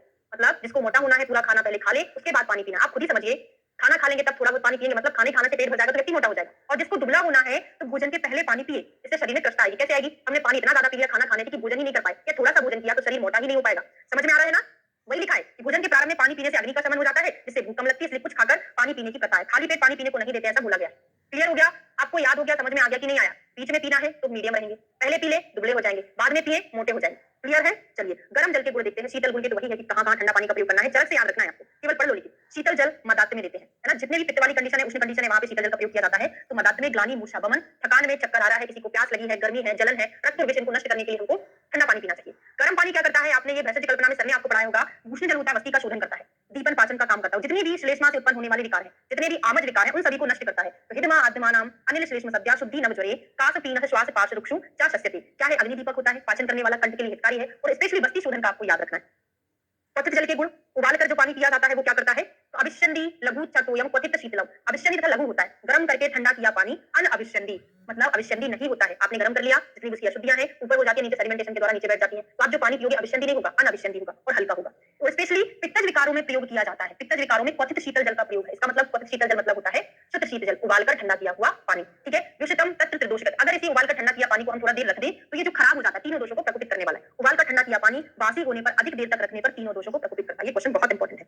नारियल के जल के गुण आते हैं, जैसे हमने दीपन पाचन कंठम लघुष्णम वस्ती शोधनम गर्म जल पढ़ा था ना, उसी से रिलेटेड नारियल का जल भी है। स्निग्ध है, स्वादु ब्रश है, ये भी वस्ती का शोधन करता है, जैसे उष्ण जल करता है वैसे ही ये भी वस्ती का शोधन करता है। नारियल का पान जब किसी को प्यास बहुत लगती है, और पित्त वायु से पीड़ित है, देखो दोनों चीजें यहाँ पे, ओनली पित्त नहीं है, पित्त के साथ वायु से पीड़ित, तभी हम नारियल का प्रयोग करते हैं। ऐसा नहीं याद करना कि नारियल शीतल होता है तो वायु को नष्ट ना करके बढ़ाएगा, ऐसा नहीं है। पित्त को तो नष्ट करेगा, साथ में वायु को भी नष्ट करने वाला होता है। अब आता है अंतरिक्ष जल के गुण, तो वर्षासु दिव्यान दे परम तोये बराबरे, वर्षा ऋतु में बरसात का जल श्रेष्ठ होता है और नदी का जल निकम्मा होता है। निकम्मा मतलब क्या होता है, अच्छा नहीं होता, अवर होता है, ठीक है। हाँ, तो जो भी बच्चे हैं आज ही ज्वाइन किए हैं, अभी कभी मतलब अभी लेटेस्ट में ज्वाइन किए हैं, तो अन्नपान वर्ग पहले चरक का पढ़ लें, सुश्रुत का पढ़ लें, उसके बाद आप अष्टांग हृदय का पढ़ेंगे। नहीं तो आपको डायरेक्ट ही लगेगा कि मैडम बहुत फास्ट पढ़ा रही है, ऐसा बिल्कुल भी नहीं है। ये सारी चीजें हम आपको चरक में पढ़ा दी है। अन्नपान जो द्रव अध्याय 27 नंबर का चैप्टर सूत्र स्थान का, वहां पे उनका 45 एंड 46 नंबर का चैप्टर वहां पे पढ़ा दिया। तो सारी चीजें मैच करती है ना, इसलिए आपको यहाँ ज्यादा कुछ नहीं बता रही है, ठीक है। दुग्ध आदि वर्ग, तो दुग्ध के भेद कितने होते हैं, सभी आचार्य ने 8 ही बोला है। 8 प्रकार का होता है। काय काय का होता है, गाय भैंस भेड़ बकरी, ऐसा नहीं पूछा जाएगा किस किसका होता है। क्वेश्चन तो यहाँ से बनेगा, काया जो सभी प्रकार के दुग्ध होते हैं उनका रस क्या होता है, विपाक क्या होता है। सारे जो दुग्ध है मधुर रस मधुर विपाक होता है। स्वादे पाकम रसम, मतलब विपाक भी मधुर होता है, रस भी मधुर होता है। स्निग्ध होता है, सारे के सारे जो दुग्ध है ऊंच को बढ़ाने वाले होते हैं, और सारे जो दुग्ध है धातु को बढ़ाने वाले भी होते हैं। क्या बोल रहे हैं, अब देखो मैंने वो बुक तो कभी देखी नहीं है ना, मैं अत्रि देव से पढ़ाती हूँ अष्टांग हृदय, ना, ग्रीन कलर का कवर रहता है बुक का, कविराज अत्रि देव गुप्त से पढ़ाती हूँ। आप देख लो उसमें मैच कर रहा है कि नहीं कर रहा है, अगर नहीं करे तो ले लीजिएगा ना, मैच कर रहा हो तो फिर पढ़ सकते हो आप। तो दूध के साधन धातु को बढ़ाता है, वात पित्त को हरता है, ये बहुत इंपॉर्टेंट है। पित्त को अकेला नहीं, वात को भी हरता है, तो वात पित्त को, आप जानते हैं जो दूध के गुण है वही कफ के गुण होते हैं। तो जो दुग्ध होता है वो ब्रश्य होता है और कफ को बढ़ाने वाला, ब्रश्यम श्लेष्मलम गुरु शीतलम प्रायः पयः। गोदुग्ध के गुण आते हैं, तो सेम टू सेम चरक और सुश्रुत के जैसा ही है। गोदुग्ध हमने वहां पे सुश्रुत संहिता में स्पेशली रसायन पढ़ा था कि अत्र गव्यम तो जीवनीयम रसायनम, गाय में 84 करोड़ देवताओं का निवास होता है, तो रसायन तो हो गई ना, तो जीवनी भी होता है और रसायन भी होता है गाय का दूध। अगला है पूरा चरक के जैसा है, शीछत क्षीण हितम, क्षीण में मेद्य है, बल्ले स्तन्य कर्म है, स्तन्य को बढ़ाने वाला। बाकी ब्रह्म मद लक्ष्मी श्वास कास तृष्णा सुधा में दिया जाता है, जीर्ण ज्वर में दिया जाता है, मूत्र कच्छ रक्त पित्तम चानाशिक इसमें भी दिया जाता है। पूरा श्लोक अंडरलाइन नहीं करना, जो स्पेशल में बना रही उसको करना, क्योंकि बाकी चीजें चरक में भी है, यहाँ पर चरक में भी थी लेकिन हमने ये फिर याद क्या करेंगे, है ना, इसलिए थोड़ा सा पढ़ लो। जीर्ण ज्वर में दिया जाता है। अब इसका रीजनिंग क्वेश्चन आपको बताना है, मन ही मन में हमने पढ़ा था कि जीर्ण ज्वर में ही दुग्ध का प्रयोग क्यों करते हैं, उसके पहले क्यों नहीं करते हैं, इसका बहुत बड़ा रीजनिंग क्वेश्चन बनता है ना। ये मैंने आपको बहुत अच्छे से पढ़ाया है। इस बच्चे को नहीं पता है, क्लास खत्म होने के बाद चरक चिकित्सा 3 नंबर का चैप्टर खोल के देखना, ज्वर में दुग्ध का प्रयोग। भैंस के दुग्ध का गुण क्या होता है, तो अत्यग्नि में दिया जाता है, मोस्ट इंपॉर्टेंट, और निद्रा के लिए बहुत हितकारी होता है। गरियो महिषम हिमम, आपसे क्वेश्चन ये पूछा जाता है कि अत्यग्नि में माहिष का दुग्ध पिया जाता है, और किसका मांस लिया जाता है, गोमांस। गाय का मांस हितकारी होता है अत्यग्नि में, और माहिष का मांस नहीं होता, माहिष का दुग्ध हितकारी होता है। तो तीक्षाग्नि अनिद्रा वाले के लिए हितकारी है, भैंस का दूध गाय के दूध से गुरु और शीतल होता है। और ये क्वेश्चन बनता है कि भैंस का जो दुग्ध होता है गाय के दुग्ध से और ज्यादा गुरु होता है और ज्यादा शीतल होता है, ठीक है। हाँ हो गया, आगे बढ़ते हैं। बकरी, बकरी के दुग्ध के गुण ये भी रिपीट हो रहा है, मैंने आपको बताया कि जहां पर बकरी का नाम आ जाए वहां पर शोष ना आए, ऐसा हो ही नहीं सकता। शोष राजक्षमा में अजा रसायन का प्रयोग किया जाता है, तो अजा के साथ रहना, उनके बीच में रहना, उनका दुग्ध पीना, है ना, ये सारी चीजें अजा रसायन, अजा का मांस खाना अजा रसायन है। तो तो शोष वाले में दिया जाता है तो शोष तो आएगा ही आएगा, तो एक प्रॉब्लम आपकी सॉल्व हो गई बकरी के दुग्ध वाली। ठीक है, तो अल पांबू पाना व्यायाम कटु तिक्त शनै लघु आजम शोष ज्वर श्वास रक्त पित्ता की सारजित, स्पेशली थोड़ा संग्राही होता है, रुकाने का काम करता है ना, इसलिए हम जो बहने वाली कंडीशन है, कोई बॉडी से चीज निकलने वाली है, उसमें हम प्रयोग करते हैं। रक्त पित्त में करेंगे बॉडी से निकल रहा है, अतिसार में करेंगे मतलब बॉडी से निकल रहा है, संग्राही होने के कारण रुकाने के लिए हम बकरी का दूध प्रयोग में लाते हैं ना। थोड़ा थोड़ा पानी पीती हैं बकरियां, व्यायाम करने से कटुतिक्त भोजन करने से बकरी का दूध कैसा होता है, स्पेशली लघु होता है। यह दूध शोष जो है श्वास रक्त पित्त अतिसार को नष्ट करने वाला होता है। और अभी अभी हम कार्बम पयम पढ़ के आए हैं, उदर रोग में पढ़ के आए हैं, ऊँटनी का दूध। ऊँटनी का दूध क्या होता है, उदर रोग में हितकारी होता है। वात कफ आनाह क्रमी शोफ उदर अशशाम, मैंने आपको चरक संहिता में कोड बनाया था कि जो ऊंट होता है, रेगिस्तान में ऊंट रहते हैं, हम ऊंट पर बहुत सारा बोझा ढोके ले जाते हैं, तो बोझा के कारण जो ऊंट बहुत थक जाता है, बैठने को भी टाइम नहीं मिलता, चलता रहता, पेट भी साफ नहीं हो पाता होगा उसका, तो उसको अर्श हो जाता है, उदर का रोग हो जाता है, चलते चलते उसके पैर में कीड़े लग जाते हैं और शोफ हो जाता है पेट में और पैर में, ऐसे करके कोड बनाया था ना। तो वात कफ आनाह क्रमी शोफ उदर अशशाम में उष्ण दुग्ध का प्रयोग किया जाता है। कैसा होता है, उष्ण होता है और लवण होता है। लवण बहुत अच्छे से याद रखना, टीपन और लघु भी होता है। स्त्री के दुग्ध के गुण आते हैं, तो मानुषम वात पित्त अस्रक अभिघातात अक्षी रोग जित तर्पण आश्चोतर नस्यई, यहाँ पर उन्होंने स्पेशल कर्म के नाम बताए, लेकिन कहां पर देना ऐसा नहीं बताया। ये कौन बताया है, चरक जी बताए। ठीक है, नस्य आश्चोतेनियोपथ्यम जीवन लघु दीपनम, ये किसका है, नावनम रक्त पित्तम चा तर्पणम अक्षी शूलनम, ऐसे करके है चरक जी का ना, वो लिख लेना, मैंने पढ़ा दिया है। तो वात पित्त में वात पित्त जो रोगी है, रक्त रोगी है, अभिघात जन्य जो है, अक्षी रोगी है, ये सब शीतल चीजें होती है ना। स्त्री दुग्ध जो होता है शीतल होता है, इन उष्ण चीजों में शीतल का प्रयोग किया जाता है। ठीक है, स्पेशली तर्पण और आश्चोतन नस्य के फॉर्म में इसका प्रयोग किया जाता है। भेड़ी का बताए थे कि भेड़ी मतलब आवी, हमेशा आवी वाला हर चीज खराब है, चाहे आवी का मूत्र ले लो, चाहे दुग्ध ले लो, सब कुछ खराब है। तो आहृद्यम कैसा होता है, आहृद्य होता है ना, हृदय के लिए अप्रिय होता है, लेकिन ये वात व्याधि नाशक तो बताया है, हृदय के लिए भले ही अप्रिय होता है लेकिन वात व्याधि को हरता है। बाकी हिक्का श्वास पित्त कफ को उत्पन्न करता है, बताए थे ना, हर एक चीज को बढ़ाने वाला। हिक्का श्वास पित्त कफ को बढ़ाने वाला होता है, ना कि घटाने वाला। ये कोड हमारा चरक संहिता से चला आ रहा है, सुश्रुत में भी यही बनाया और बागवत में भी हमने लास्ट में यही बना दिया। ठीक है, चरक संहिता में हमने क्या पढ़ा था, केवल वातज कास में पत्य होता है ना, श्वास चैनल संबंधी श्वास अनिल आदि उत्पन्न करता है, केवल वातज कास में अच्छा रहता है, ऐसा हमने पढ़ा था। हथनी का दुग्ध जो होता है स्थिरता लाता है, तो हथनी कैसा, हाथी कितना बड़ा होता है, खुद ही स्थिर रहता है, तो उसका दुग्ध भी स्थिर कराने वाला होगा, है ना। हाथी स्थिर रहता है तो दुग्ध भी स्थिर कराने वाला है। घोड़ी चरक संहिता में कोड बनाए थे, इसलिए अपन अष्टांग हृदय सबसे लास्ट में पढ़ते हैं, क्योंकि मैं बोलती हूँ चरक में पढ़ा था, ये सुश्रुत में पढ़ा था, जो केवल बागवती पढ़ा उसको नहीं समझ आएगा, है ना। तो हमने याद किया था घोड़ी पर दूल्हा बैठता है, कैसा बैठता है, शाखाओं को पकड़कर बैठता है, तो शाखा वातहरम हमने पढ़ा था। घोड़ी पर जो दूल्हा बैठता है शाखा वातहरम। बारह मुष्णम एक शब्द मतलब क्या होता है, जिनके पैर में एक ही टाप रहता है ना, घोड़ी गधी एक शब्द के अंदर आता है। लवण होता है, अम्ल होता है, इनको एक शब्द बोला जाता है और इनका शाखा वातहर होता है। कोड बनाकर याद कीजिए। कच्चा दूध, आप जो कच्चा दूध पीते हैं वो क्या करता है, कच्चा दूध हमने उबाल लिया, उबालने के कारण क्या होता है, ऊपर जो मलाई होती है उसमें कफ वगैरह रह जाता है ना, उसका जो हैवी मटेरियल है ऊपर आ जाता है, तो वो लघु हो जाता है। लेकिन जो कच्चा दूध है उसमें पूरा अविष्यंदी गुण मलाई वगैरह उसी के अंदर है, तो वो हैवी होता है ना। अयो अविष्यंदी, अविष्यंदी होता है हैवी मतलब गुरु होता है, उसमें आम वगैरह रहता है, तो शतम अद्दो अन्यथा, युक्ति पूर्वक पकाया हुआ दूध इसका अपोजिट होगा, अनविष्यंदी होगा, लघु होगा। जो अनपका है अविष्यंदी, गुरु पका लोगे तो इसका उल्टा हो जाता है। ठीक है, अब आता है पके और धारुष्ण दुग्ध का गुण। तो गरियो अतिशता धारुष्णम, अमृत के समान किसको बोला है, ये क्वेश्चन बनता है। तो बहुत गर्म किया हुआ दूध अतिशय गुरु होता है। जैसे हम बहुत ज्यादा दूध को गर्म करते जाते उबालते जाते, मावा बनाने की प्रोसेस होती है ना, दूध कितना गाढ़ा हो जाता है, तो बहुत ज्यादा उबालिए थोड़ा सा गाढ़ा होने लग जाओ तो बहुत हैवी होता है, और ब्रश भी बहुत ज्यादा होता है, मोटा कराने वाला सबसे बेस्ट होता है वो, है ना। और धारुष्ण दूध जो होता है मतलब तुरंत आप गाय से दूध निकाल के लेके आए हैं, वो धारुष्ण कहलाता है, तुरंत दुहा हुआ दूध अमृत के समान बोला है, सभी आचार्य ने ऐसा बोला है। अगला है दही के गुण। दही क्या करता है, अम्ल पाक रसम, है ना, अम्ल इसका विपाक भी अम्ल होता है, रस भी अम्ल होता है, दही का विपाक रस अम्ल होता है। दही कैसा होता है, ग्राही होता है ना, संग्रह कराने का काम करता है। जैसे एक सॉरी लूज मोशन में हम दही शक्कर दही चावल खिलाते हैं। ठीक है, गुरु है, उष्ण है, दही वात को हरने वाला होता है। दही हम गर्मी के दिन में खाते हैं, जबकि गर्मी के दिन में स्पेशली दही का निषेध है, लेकिन हम उल्टा करते हैं। दही गर्म होता है, गर्मी के दिनों में नहीं खाना चाहिए, ठंडी में खाना चाहिए, लेकिन घर वाले क्या बोलते हैं, दही ठंडा होता है सर्दी हो जाएगी, उल्टा बोलते हैं। आइसक्रीम ठंडी में खाई जाती है, लेकिन सब लोग गर्मी में खाते हैं। आइसक्रीम गर्म होती है, ठंडी थोड़ी ना होती है ना। तो ऐसे यहाँ पे लिखा है वायु को हरने वाला होता है, मेद को बढ़ाने वाला, शुक्र बल श्लेष्मा पित्त रक्त अग्नि शोफ प्रथम, है ना, शुक्र बल को बढ़ाने वाला है, श्लेष्मा को बढ़ाने वाला है, पित्त रक्त को भी बढ़ाने वाला होता है और शोफ कर देता है। ठीक है, रुचि आदि उत्पन्न करने वाला होता है। स्पेशली पीने से मूत्र कक्ष में इसका प्रयोग किया जाता है। बाकी की चीजें मैं इसलिए छोड़ रही हूँ क्योंकि सारा चरक संहिता में दिया हुआ है, वहां से हमने पढ़ा है, बस इतना इतना अंडरलाइन करना है। ठीक है, और दही रात में नहीं खाना चाहिए, है ना, वो आपने पढ़ा है, नैबाद निशी नैवोष्ण बसंत उष्ण शरद, मैंने इसलिए नहीं पढ़ा है, ये चीज हो चुकी है ना चरक में कि हमको रात्रि में नहीं खाना चाहिए। स्पेशली किस ऋतु में सेवन नहीं करना चाहिए, तो बसंत उष्ण शरद ऋतु में इसका सेवन हमको नहीं करना चाहिए। तो हमने करके पीएसबी करके याद किया था, पीएसबी प्रावट शरद बसंत बनाया था, प्रावट शरद बसंत बनाया था, इसमें से हमने प्रावट को ग्रीष्म से रिप्लेस कर दिया था। तो इसका निषेध कहाँ हो जाता है, ग्रीष्म बसंत और शरद, ग्रीष्म बसंत और शरद में इसका निषेध किया जाता है। ये मेरी बात आपको समझ आ गई कि नहीं आई, बता दो जरा। पीएसबी मतलब होता है प्रावट शरद बसंत, इनको हम बोलते हैं संशोधन ऋतुएं, संशोधन ऋतुएं जिनमें हम पंचकर्मा कराते हैं। ठीक है, अगर इस पीएसबी में से पी को मैं हटा दूं, प्रावट को हटा दूं और ग्रीष्म को ला दूं, तो ये क्या बन जाता है हमारा, प्रावट शरद ग्रीष्म शरद बसंत जो हमारा है वो दही का निषेध हो जाता है। क्लियर हो गया, समझ आ गया ना। ठीक है, आगे बढ़ते हैं। तत्र के गुण मैंने यहाँ से बिल्कुल भी नहीं पढ़ाया था क्योंकि ये सारा चरक में है, तो यहाँ से मुझे लगता है पढ़ने की जरूरत नहीं है। घृत व्यापन नाशनी होता है, शोफ उदर अर्श ग्रहणी में इसका प्रयोग किया जाता है, कफ वात को हरने वाला होता है, दीपन कराने वाला होता है। तत्र भी कैसा होता है, गर्म होता है ना। ये चीजें चरक में पढ़ ली है, यहाँ से आपको नहीं अंडरलाइन करना, जो नए बच्चे हैं इसलिए मैंने थोड़ा सा रीड कर दिया है। ठीक है, दही के तोड़ के गुण क्या होते हैं नहीं पढ़ना, नवनीत के गुण आ जाए। नवनीत को हमने क्या पढ़ा था, नवनीत नाम का एक बच्चा है, उसका हृदय बड़ा सॉफ्ट होता है, तो नवनीत में हृदयम करके पढ़ा था हमने चरक संहिता में। नवनीत नाम का बच्चा, उसका हृदय बहुत सॉफ्ट नेचर का है, हृदय होता है। ठीक है, नवनीत नवम वश्यम शीतम बल वर्ण बल अग्नि, नवनीत मतलब समझते हो जो दही से आपने निकाला हुआ है वो नवनीत कहलाता है। ठीक है, वो नवनीत कैसा होता है? मक्खन होता है, दही से ताजा निकाला मक्खन वृष्य है, शीतल है, वर्ण बल अग्नि को बढ़ाने वाला होता है, संग्राही होता है और वात पित्त रक्त क्षय अर्श काश नाशक होता है। तो वात पित्त असरक क्षय अर्श आदि को नष्ट करने वाला होता है। कृष्ण भगवान खाते थे ना, उसी की बात कर रहे हैं, वही मक्खन है। घृत के गुण आते हैं, पूरा अंडरलाइन नहीं कराऊंगी। जीव रसी स्मृति मेधा अग्नि शुक्र चक्षु बाल वृद्ध, ये सारी चीजें आप पढ़े हो, बहुत बार पढ़े हो। वात पित्त विष उन्माद आदि में समय शरीर में दिया जाता है, किसी को शस्त्र लग गया है, इन सभी में दिया जाता है, नहीं याद करना है, आप तो सबसे नीचे वाली लाइन पर फोकस करेंगे। चरक संहिता में आप पढ़े हो। तो स्नेहा नाम उत्तम, सभी स्नेहों में उत्तम होता है, पहला क्वेश्चन बन गया। शीतलम वयसः स्थापनम परम, वयसा स्थापनम परम, ये कई बार आया है, कई जगह आया हुआ है। वय को स्थापन करने वाला होता है। सहस्त्र वीर्यम, अतिशय शक्ति वाला होता है। सहस्त्र मतलब होता है हजारों प्रकार से कार्य करने वाला होता है। और विधि विग्रतम कर्म सहस्त्र, अगर इसका विधि पूर्वक प्रयोग किया जाए तो बहुत सारे कर्मों को करने वाला होता है। स्पेशली इसी रेफरेंस को याद करने के लिए हमने घृत पढ़ा है, बाकी चीजें चरक में है, सुश्रुत में है, ये वाला स्पेशल बागभट्ट का है। अच्छे से इसका विधि पूर्वक प्रयोग किया जाए तो ये हजारों कर्म कर सकता है। पुराने घृत के गुण देखते हैं। अभी अभी चरक संहिता का उन्माद चैप्टर खत्म हुआ है, हमने पुराण घृत देखा, जरा रिवाइज कर लें थोड़ा। पुराण घृत में हमने पढ़ा कटु तिक्त होता है, उग्रगंधी होता है। प्रपुराण में हमने पढ़ा लाक्षारस के समान होता है। प्रपुराण में हमने ये और पढ़ा कि मेध्यम विरेचना अग्रम होता है, ये पढ़ा था, सभी को याद है अच्छे से? हाँ, बिल्कुल सेम चरक में भी है।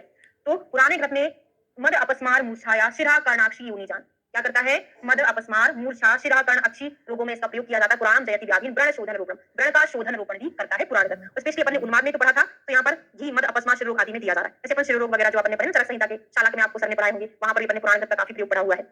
किलाट के गुण नहीं पढ़ा रही हूँ, चरक जैसे ही है तो छोड़ सकते हो। अब आते हैं गो के दूध और घृत की श्रेष्ठता। तो गव्य क्षीर घृते श्रेष्ठ मिलते चाहे सब अपन ने पढ़ा था, गाय का चाहे दूध हो घी हो सभी श्रेष्ठ होता है। और आदि मतलब भेड़, भेड़ का हर चीज खराब होता है, चाहे वो दूध हो या घृत हो। ये हमारा दुग्ध वर्ग कंप्लीट होता है। अगला वर्ग शुरू करते हैं, इक्षु वर्ग। ठीक है, इक्षु वर्ग शुरू करते हैं। तो गन्ना क्या होता है? गन्ने से बनता है शक्कर, शक्कर और गुड़ बनता है। कैसा होता है? शक्कर गुड़ मीठा होता है। कुल मिला के जो इक्षु वर्ग होता है वो हमारी बॉडी में कफ को बढ़ाने वाला होता है, ब्रह्मण करने वाला होता है। नाम से समझ में आ रहा है, गन्ने से जो रस निकलता है कैसा होता है? मधुर होता है। तो मधुर क्या करेगा? कफ को बढ़ाने वाला होगा ना। इक्षु रस सरो गुरु स्निग्धो ब्रह्मण कफ मूत्र, गुरु होता है, स्निग्ध होता है, ब्रह्मण कराता है, कफ और मूत्र को बढ़ाने वाला होता है। और वश्या शीतो अस्त्र पित्तघ्ना, रक्त पित्त को हरता है। क्यों हरता होगा भाई? क्योंकि शीतल होता है। स्वादु पाक रसो रसा, इसका जो रस है, विपाक है, कैसा होता है? ये मधुर होता है। तो गन्ना सभी लोग खाते हैं, सभी को पता है ना, मीठा होता है। ये चीज हमने चरक में पढ़ा था, सुश्रुत में पढ़ा था, लेकिन श्लोक थोड़ा सा अलग था। मैंने आपको ये बताया था, ये पूरा गन्ना है।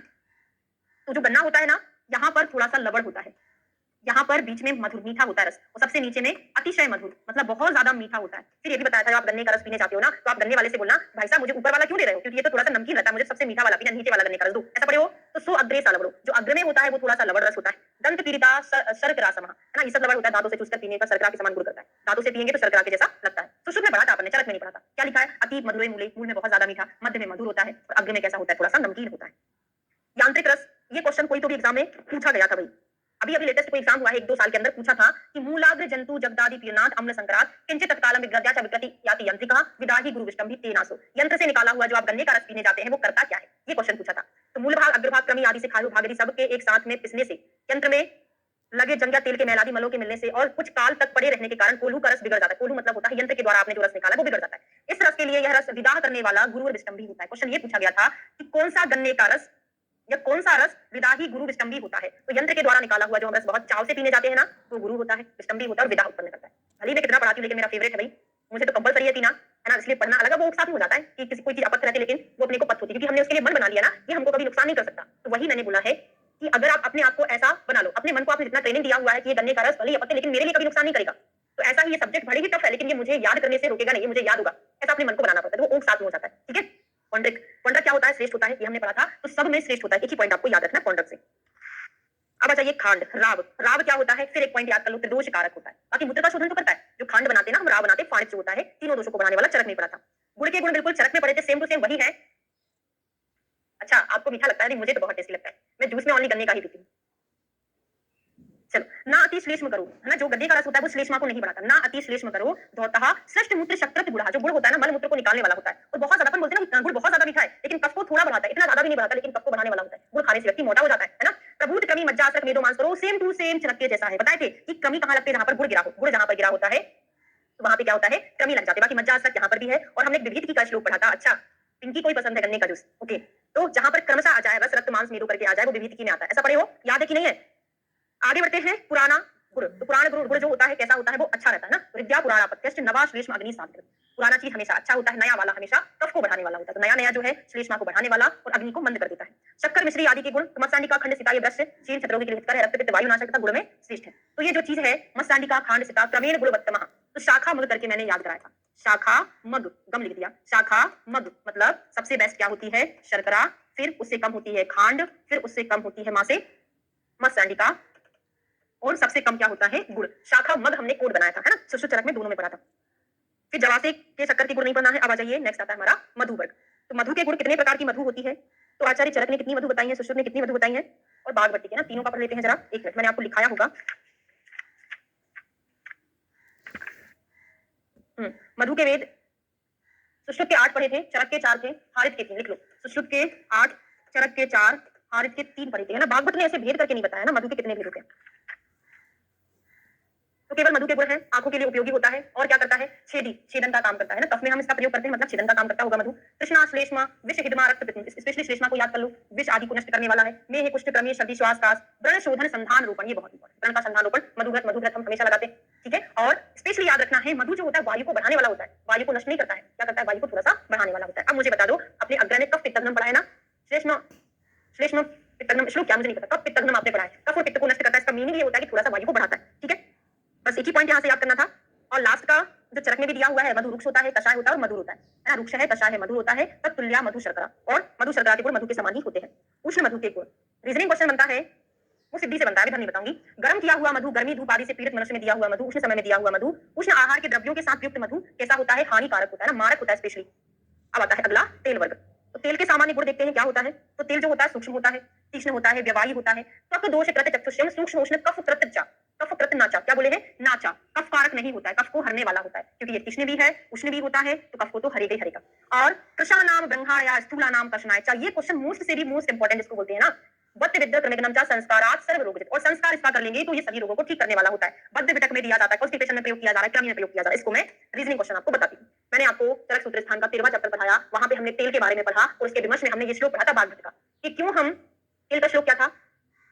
वातहरम नाचा श्लेष्म वर्धनम, ऐसा हमने पढ़ा था। वात को हरता है, श्लेष्मा को नहीं बढ़ाता है।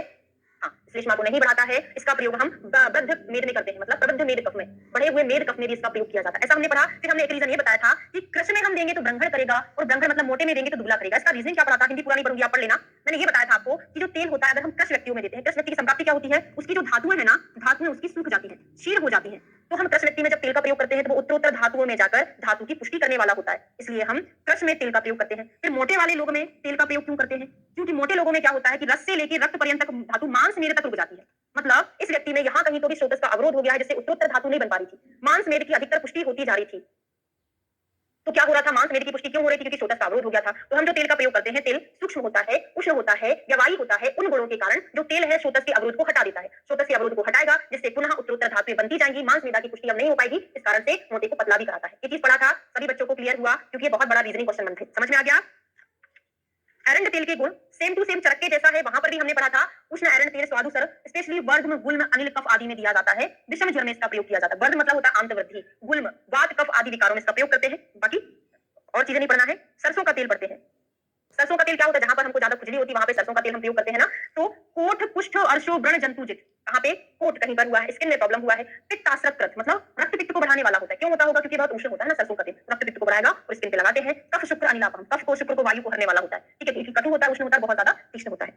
अब आता है विभितक का। एक पॉइंट बस याद रखेंगे, जो विभितक होता है वो पित्त और वायु को नष्ट करता है, कफ को नहीं, ओनली पित्त वायु को नष्ट करता है। नीम का तेल, नीम तो वैसे भी स्किन के लिए बड़ी अच्छी होती है, तो उसका जो तेल है, जैसे गांव में हम जाते हैं तो क्या होता है, वहां पे सारे गल खुले रहते हैं ना, तो वहां पे मच्छर बहुत ज्यादा हो जाते हैं, तो क्या करते हैं, नीम के पत्ते लेके आते हैं और उसका धुआं करते हैं, तो नीम के पत्ते के धुएं से कृमि भाग जाते हैं ना, तो कृमि को नष्ट करने के लिए नीम जलाया जाता है। तो कृमि कुष्ठ कफ करुत, इसके लिए बोला है नीम का तेल। अलसी और कुसुम का तेल के बारे में पूछा गया था। त्वक दोष कफ पित्त कृत, त्वचा के दोष को उत्पन्न कर देता है और कफ पित्त को बढ़ाने वाला होता है। त्वक दोष कारक एक क्वेश्चन था, त्वचा के दोषों को उत्पन्न करता है, ना कि ठीक करता है। नेक्स्ट आता है मध्य वर्ग, इसको कंप्लीट करेंगे ना, एक चैप्टर कंप्लीट करेंगे, थोड़ा सा बचा हुआ है। मध्य के सामान्य गुण दीपन होता है, रोचन होता है, मध्य तीक्ष्ण है, उष्ण है, तुष्टि पुष्टि को प्रदान करने वाला होता है। और नष्ट निद्रा अति निद्रेभ्यो, है ना, नष्ट निद्रा में उसका प्रयोग करते हैं, और जिनको बहुत नींद आती है उसका प्रयोग करते हैं। जिसको नींद नहीं आए उसको नींद आ जाएगी, जिसको बहुत आ रही है उसकी नींद चली जाएगी। ये वाला क्वेश्चन पूछा गया है, मोस्ट इंपॉर्टेंट है। कोई भी एग्जाम हुआ था उसने पूछा था स्थूल हितम रूक्षम सूक्ष्म शोतो विशोधनम, मैंने गलत करके आ गई थी, मैंने तेल लगा दिया था। जब तेल का श्लोक निकालो, तेल वाले श्लोक में क्या आया था? श्लोक नंबर 56 देखो, कृशानाम ब्रह्मणायात स्थूलानाम कर्षणाय च, क्रश को ग्रहण करता है और मोटे को कर्षण करता है। ये था तेल, लेकिन क्रश स्थूल ऐसा करके टर्म आ जाए, क्रश के लिए भी अच्छा, स्थूल के लिए भी अच्छा, तो वो तो तेल भी हुआ ना, लेकिन श्लोक से क्वेश्चन पूछा था इसलिए मेरा गलत हो गया था। तो क्रश और स्थूल दोनों के लिए हितकारी होता है क्या? मध्य। क्यों होता होगा? अभी पढ़ेंगे। रुक्ष सूक्ष्म स्रोतों का विशोधन करता, सेम कंसेप्ट वही है जो हमने पढ़ा था, कंसेप्ट पूरा का पूरा वही कंसेप्ट है, ठीक है। वाद श्लेष्म हरम युक्ता पीतम विश्व बन गया था, 5 श्लेष्मों को हरता है। बस आपको ये पॉइंट याद रखना, मैंने गलत किया था, मेरी जिंदगी में कभी गलत नहीं होगा ये क्वेश्चन, मैं 1 नंबर कम कर दिया था इसमें। नए और पुराने मध्य का गुण देखते हैं तो नया वाला जितनी भी चीजें हैं बंधन कराती है, पुराना वाला कर्षण कराती है। पॉइंट याद रख लो, तो नया वाला जो होता है गुरु होता है, दोष को उत्पन्न करता है, और जीनतो अतो अन्यथा, इसका विपरीत होता है लघु और दोष को नष्ट करने वाला। मद्यपान का निषेध कहाँ करते हैं? तो ये सब चरक में पढ़ा है कि गर्म भोजन, सूर्य से संताप आदि का सेवन करके मद्य नहीं पीना चाहिए, विरेचन लेने पर, अतिशय भूख लगने पर ही मद्य का प्रयोग नहीं करना चाहिए, ये ठीक है। अब आता है सुरा। तो सुरा का प्रयोग गुल्म उदर अर्श ग्रहणी में, सुरा अनिलग्नि मेदो असरक स्तन्य मूत्र कफा बहा, स्तन्य को बढ़ाने वाला, कफ को बढ़ाने वाला होता है सुरा। तो सुरा मतलब सूर्य भगवान देवता है ना। तो मेदो असरक स्तन्य मूत्र कफा बहा, कफ को बढ़ाता है, कफ के जैसा गुण है स्तन्य का, और मूत्र भी वैसे ही बढ़ता है, उनको बढ़ाने वाला होता है। वारुणी वाला नहीं पढ़ेंगे। अगला आ जाइए विभीतिके के मध्य का गुण, अन्यपान वाला। इसके बाद हम जो चैप्टर पढ़ेंगे ना, ये भी अन्नपान वाला है ना, चावल वगैरह ये सारी चीजें। छठवां चैप्टर भी हमारा काफी कठिन है। उसके बाद जो अष्टांग हृदय के चैप्टर शुरू होते हैं ना 7वें नंबर से, बड़े इजी हो जाएंगे। छठवां चैप्टर अकेला छठवां नहीं पढ़ेंगे हम, छठवें के साथ 7वां भी लेके चलेंगे, थोड़ा थोड़ा करके 6 चैप्टर कंप्लीट करेंगे ना। चलिए विभीति के गुण देखते हैं। तो नाति तीव्र मदा लघु पथ्या विभीति की सुरा व्रणे पांडवामय कुष्ठी ना चाहते मृत्यु व्रण, पांडु आमय में हितकारी होता है, बहुत ज्यादा तीव्र नहीं होता, थोड़ा सा लघु ही रहता है। अरिष्ट के गुण आते हैं। तो गुण अरिष्ट सर्व मध्य गुणाधिका, सभी प्रकार के मध्यों में सबसे ज्यादा गुणशाली यही होता है, सर्व मध्य गुणाधिका, तथा इसमें मध्य के सब गुण अधिकता से रहते हैं, सारे मध्य के गुण इसमें अरिष्ट में प्रेजेंट होते हैं। अब आता है अगला है मधु के मध्य का गुण। खजूर वाला नहीं पढ़ना है ना, काम हमारा वहां चल जाएगा। सीधु वाला नहीं पढ़ेंगे, मधु वाला पढ़ेंगे। कैसा होता है? मध्वासव छेदी होता है। मध्वासव का प्रयोग हम कहां कहां करते हैं? प्रमेय में भी करते हैं, पुष्ट में भी करते हैं। प्रमेय में कितना ज्यादा मेदा का रहता है, उसको छेदन करता होगा, काटता होगा, तो छेदी करके बोला गया है।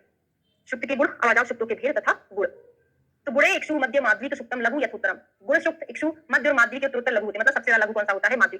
गुण सबसे हैवी, उससे कम इक्षु, उससे कम मध्य, उससे कम माध्वी। तो मामा वाले दोनों लास्ट में याद कर लेना, शुरुआत में गुण और इक्षु है। कांजी के गुण आते हैं। कांजी क्या करता है? तीक्ष्ण उष्ण होता है, श्रम और क्लम को हरने वाला होता है। पित्त कृत स्पर्श शीतलम, स्पर्श करने में ठंडा होता है लेकिन पित्त को तो बढ़ाता है। देखो बहुत ज्यादा उल्टा है। शुक्त मतलब वो होता है कि जिसको अपन ने संधान करके बनाया, कुल मिला के खट्टा कर देते ना, कोई भी चीज अपन ने बनाया संधान कर दिया कुछ दिनों के लिए, वो शुक्त कहलाता है। ठीक है, चलो। तो क्या करता है? भले ही ये शीतल होता है लेकिन ये पित्त को बढ़ाने वाला होता है। यही तो विरुद्ध चीजें हो जाती है ना। वस्ती दीपनम वस्ती शूल, वस्ती के शूल में इसका प्रयोग किया जाता है। बाकी की चीजें मत याद करना ना। लास्ट आता है इस चैप्टर का और इस क्लास का मूत्र वर्ग। मूत्रम गो अजा विस्माहिषी गजा सुष्टुवदम पित्तलम रुक्षुष्णम लवण अनुरसम कटु। तो क्या होता है? ये पित्तल होता है, पित्त को बढ़ाने वाला। रुक्ष तीक्ष्ण उष्ण होता है, लवण अनुरस होता है। तो अपन ने तो पहले ही पढ़ा था इसका कटु रसम लवण अनुरस करके पढ़ा था। लवण अनुरसम कटु करके आया हुआ है। और क्रमीय शोफ उदर आनाशूल पांडु में इसका प्रयोग किया था। इन्होंने कॉमनली बता दिया, अलग अलग मूत्र का वर्णन नहीं किया है। तो कॉमन बताया हुआ है, क्रमीय शोफ उदर आनाशूल पांडु, चरक में भी आपने पढ़ा था। तो सब मूत्र पित्त कारक होते हैं, है ना। पित्त वर्धक, पित्त को बढ़ाने वाला होता है, स्पेशली पित्त को बढ़ाने वाला। ओनली चरक बागभट ने बोला है, जबकि चरक ने क्या बोला है? पित्त का विरेचन कराने वाला। पित्त विरेचन मतलब कर्षित पित्तम अधोभागम करके श्लोक आया था चरक संहिता में, तो पित्त को निकालने वाला होता है। कटुरस और लवण अनुरस होता है, ये सभी आचार्य ने बोला है। 5वें अध्याय का उपसंहार, ये हमारा चैप्टर कंप्लीट होता है। कल हम इसका 6वां चैप्टर थोड़ा सा पढ़ेंगे, मतलब शुक धागे चैप्टर हम इकट्ठा कंप्लीट नहीं करेंगे, 2 या 3 वर्ग एक दिन में पढ़ेंगे और अगला चैप्टर इसके साथ पढ़ते चलेंगे। ठीक है, चलिए शुरू करते हैं। 6वां अध्याय अन्नपान, अन्न स्वरूप विज्ञानीय अध्याय। सबसे पहले पढ़ते हैं शुक वर्ग, शुक धान्य। इसके पहले आपको अन्नपान वाले जो चैप्टर हम पढ़ने जा रहे हैं, पहले आपको चरक पढ़ना है, अन्नपान वाला, सुश्रुत का अन्नपान पढ़ेंगे। उसके बाद आप अष्टांग हृदय का अन्नपान उठाएंगे, नहीं तो नहीं पढ़ना अष्टांग हृदय, क्योंकि आपको डायरेक्ट समझ में नहीं आएगा। मैं सारी चीजें स्किप करने वाली हूं। ओनली जो अष्टांग हृदय का इंपॉर्टेंट है, जो चरक के जैसा भी हो सकता है, नहीं कि अष्टांग हृदय का अलग से है ना, बस वही चीज यहाँ से पढ़ेंगे। आपको दोबारा 4 बार मेहनत करने की जरूरत नहीं है ना, आपने एक बार कर लिया है, बहुत है। तो शुक धान्य में कौन सी चीजें आती हैं? ऐसे धान्य आते हैं जो बालियों में लगते हैं ना, बालियां, जैसे गेहूं हो गया, चावल हो गया, धान्य होता है ना, बालियों में लगता है शुक धान्य। इनमें से क्वेश्चन पूछा जाता है, शुक धान्य में से कौन सा धान्य श्रेष्ठ होता है? तो जो शालियों में है ना, रक्तशाली जो है शुक धान्य सबसे श्रेष्ठ होता है। शुक धान्य में शाली मतलब चावल, चावलों में से कौन सा चावल श्रेष्ठ होता है? लाल चावल श्रेष्ठ होता है, रक्तशाली श्रेष्ठ होता है, जो क्या करता है? तृष्णानाशक होता है और त्रिदोष को हरने वाला होता है। तृष्णा त्रिदोषः, तृष्णानाशक होता है, तीनों दोषों को हरने वाला होता है। अब यवक आदि चावलों के गुण देखते हैं। यवक आदि चावलों के गुण, यवक हयन पांसु बाष्प, ये सारे चावल हैं। आपसे क्वेश्चन पूछा जाएगा यवक क्या है ना, तो ये भी शाली धान्य के अंतर्गत आता है। हयन, पांसु बाष्प, नैषध आदि धान्य मधुर होते हैं, उष्णवीर्य हैं, गुरु स्निग्ध विपाक में अम्ल तथा कफ पित्त को बढ़ाते हैं। तो यवक आदि, हयन आपसे पूछ लेगा क्या करता है, यवक क्या करता है? तो ये कफ और पित्त को बढ़ाते हैं। मूत्र मल को प्रवृत्त कराने वाले, मतलब मूत्र होते हैं, मल को भी प्रवृत्त कराने वाले, कॉन्स्टिपेशन करने वाले नहीं होते, है ना। अगला है शाली, हमने देख लिया, शाली में रक्तशाली श्रेष्ठ होता है। अब जो साठी चावल आते हैं, साठी मतलब जो 60 दिन में जो पकते हैं उनको, पकते मतलब ऐसा नहीं कि हम बनाते समय पकाते हैं, वो बोने के बाद 60 दिन में जो पक जाते हैं उनको साठी चावल कहते हैं। उनमें से कौन सा साठी श्रेष्ठ होता है? तो सफेद कलर का साठी श्रेष्ठ होता है, गौर साठी श्रेष्ठ होता है। तो षष्टिक व्रीहि गौर और असित भेद से 2 प्रकार का होता है। जो साठी चावल होते हैं ना, वो 2 प्रकार के होते हैं, एक गौर कलर का और एक असित कलर का। असित मतलब होता है काला, है ना। इनमें से गौर वाला श्रेष्ठ होता है। बाकी का ये अंडरलाइन क्यों नहीं कराया, क्यों नहीं याद करा रही हूँ? चरक का आपको याद रखना, जो मैंने चरक में पढ़ाया था, वहां पर मैंने इसका कोड भी बनाया था। ठीक है, अब विभिन्न चावलों के गुण नहीं पढ़ना है। अब आ जाइए आप तृण धान्यों में प्रियंगु। प्रियंगु हमने कहां पढ़ा था? वहां पे कुधान्य में पढ़ा था ना। प्रियंगु, कुधान्य में प्रियंगु श्रेष्ठ होता है, लिख लो। ऐसा चरक में पढ़ा है, सुश्रुत में पढ़ा है कि जो प्रियंगु होता है, प्रियंगु जो है कुधान्य में श्रेष्ठ धान्य होता है, तो धान्य में श्रेष्ठ, बुरे में भी कोई अच्छे लोग होते हैं ना, तो वही चीज है। क्या करता है ये प्रियंगु, तो प्रियंगु जो है भग्न संधान कृत, ये क्वेश्चन आ सकता है एग्जाम में, प्रियंगु भग्न को जोड़ने का काम करता है, मतलब टूटे हुए हड्डी को जोड़ने का काम करता है। अगर कोई औषधि हमारी टूटी हुई हड्डी को जोड़ देगा तो वो हम हमारे लिए क्या हो जाएगी, प्रिय हो जाएगी। प्रिय से आप प्रियंगु याद कर लेना, भग्न संधान में प्रयोग किया जाता है, ब्रह्मणी होती है और गुरु होता है। कोदो, कोदो भी धान है, क्या करता है कोदो, कोरदूष परमग्राही स्पर्शे शीतो विषापः, ग्राही होता है, विष को नष्ट करने वाला होता है। 2 पॉइंट अकेला कोदो से हमको पढ़ना है। अन्नपान वाली जो चीजें होती है, मैंने आपको पहले ही बताया है कि अन्नपान में कोई कोड बनाना पॉसिबल ही नहीं है। आपको ये जो अन्नपान वाले चैप्टर हैं थोड़ा थोड़ा करके रूटीन में पढ़ते रहना पड़ेगा, बगैर कोड के याद करना हो, कैसे याद करना, बार बार पढ़ोगे तभी याद होगा, है ना। इसमें मैं हर एक का अन्नपान में बहुत अनलिमिटेड है, क्या क्या कोड बनाओगे, बहुत मुश्किल से थोड़ा बहुत कोड बन पाता है, समझ रहे हो ना। ग्राही है और विष को हरने वाला होता है। अब आता है यव, यव के लिए हमने क्या पढ़ा है, चरक सूत्र अग्र में पुरीश जना नाम होता है, पुरीश को उत्पन्न करने वाला होता है यव, है ना। और यव हम कहीं कहीं लेखन के फॉर्म में पढ़ते हैं कि लेखन का काम भी करता है यव। तो रुक्षः शीतो गुरु स्वादु सरो विड बात करता, बात को बढ़ाने वाला, विड को बढ़ाने वाला, तो हमने पहले भी पढ़ा है ना, यव पुरीश जना नाम होता है, मल को बढ़ाने वाला होता है। तो ये शीतल भी है, रुक्ष भी है, गुरु भी है, मधुर भी होता है। तो याद रख लो, जो आप यव पढ़ते हैं वो ठंडा होता है ना, क्या है, गर्म नहीं है, क्या है, ठंडा करके बताया हुआ है, शीतल होता है। लेकिन ये दृश्य तो होता है, स्थिरता करता है, मूत्र मेद पित्त कफ कफान जयित, मूत्र मेद पित्त और कफ को नष्ट करता है। आंजयित मतलब क्या होता है, नष्ट करने वाला होता है। लेखन का काम भी करता है ना, तो क्या करेगा, मेद को भी हरेगा, है ना, साथ में कफ को भी नष्ट करेगा, क्योंकि यव लेखन करता है। तो विड बात करता, मूत्र मेद पित्त कफान जयित, वीर अकेला अच्छे से याद कर लो, बाकी की चीजें तो हो सकता है ना पूछे, वीर जरूर पूछ सकता है। तो यव शीतल होता है। आगे आता है गेहूं, तो गेहूं ट्रिपल वन की जगह हमने याद किया था, चरक संहिता से याद करोगे, मधुर रस, मधुर विपाक और शीतवीर्य। ट्रिपल वन का मीनिंग समझ रहे हो, मधुर रस है, मधुर विपाक है, शीतवीर्य। चीज मैं आपको कई बार समझाती हूँ। पहले नंबर पे जो आता है वो रस को इंडिकेट करता है, दूसरे नंबर पे जो वन आता है वो विपाक को इंडिकेट करता है, तीसरे नंबर पे जो आता है वो वीर्य को इंडिकेट करता है। तो मधुर रस, मधुर विपाक, शीतवीर्य होगा, तो क्या करेगा, ये संधान का काम करेगा, बॉडी में ब्रंहण का काम करेगा, गुरु वगैरह होता है, शीतल होता है।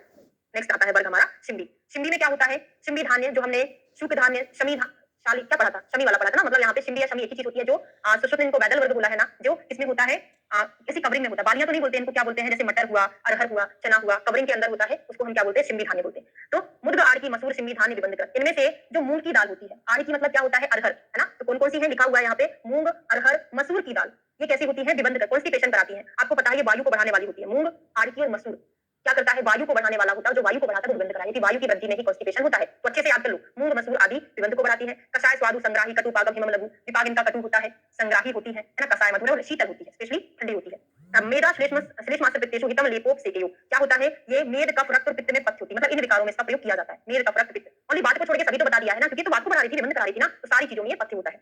स्पेशली मूंग पढ़ते हैं तो यहाँ तक मूंग लिखा है, फिर कलाय आ गया है, फिर उसके बाद राजमास आ गया है। तीन चीजें यहाँ पे पढ़ेंगे इस श्लोक में। तो वरो अत्र मुदगो अल्प चला, जो मूंग होती है वो अल्प चला का मीनिंग है, थोड़ी सी बात को बढ़ाने वाली होती है। तो हम सब संहिता में पढ़ते हैं कि हम जो मूंग की दाल की खिचड़ी खाते हैं ना, मूंग थोड़ी सी वायु को बढ़ाता है, अल्प वातल होता है, बहुत ज्यादा नहीं होता, अल्प वातल होता है। लेकिन बहुत खतरनाक तरीके से वायु को प्रकोपित कौन करता है, कलाय, कलाय अति वातला, बहुत ज्यादा वातल होता है कलाय। राजमासो अनिल करो, और जो राजमास होता है वो भी वायु को बढ़ाता है। तो मूंग अल्प बढ़ाता है, कलाई मतलब मटर बहुत ज्यादा वायु को बढ़ाता है, राजमास थोड़ा बहुत बढ़ाता है, और कैसा होता है, रुक्ष होता है, बहुशा शक्रत गुरु, बहुत ज्यादा बल को बढ़ाने वाला और गुरु होता है। ठीक है, अगला आता है कुलत्थ। कुलत्थ अम्ल पित्त जना नाम आप पढ़े हो, मधुर विपाक, क्या बोल रहे हैं इसका, कटु विपाक है ना, विपाक में कटु है, मधुर नहीं है, वो रस है, कषाय रस मधुर होता है। और वो श्लोक, श्लोक याद नहीं करना है ना, मैं आपको श्लोक याद करने के लिए कभी भी फोर्स नहीं करती, बस कोटेशन, बस आपको कहीं कहीं का ये चीज याद कर लिया, ये चीज याद कर लिया, ऐसा याद करना है। श्लोक लर्न करने को मैं अलग से बोलती हूँ, जैसे वात पित्त कफ के गुण का याद करो, वात पित्त कफ के कर्म का याद करो, पंचकर्मा में जो जितने भी अयोग्य वाली कंडीशन है, अविरित्यासु सुबह सदबुद्ध मुक्त नाल विरेचन वाला याद कर लो, मतलब वमन विरेचन सबके अयोग्य वाला स्पेसिफिक श्लोक याद कराती हूँ सारा नहीं।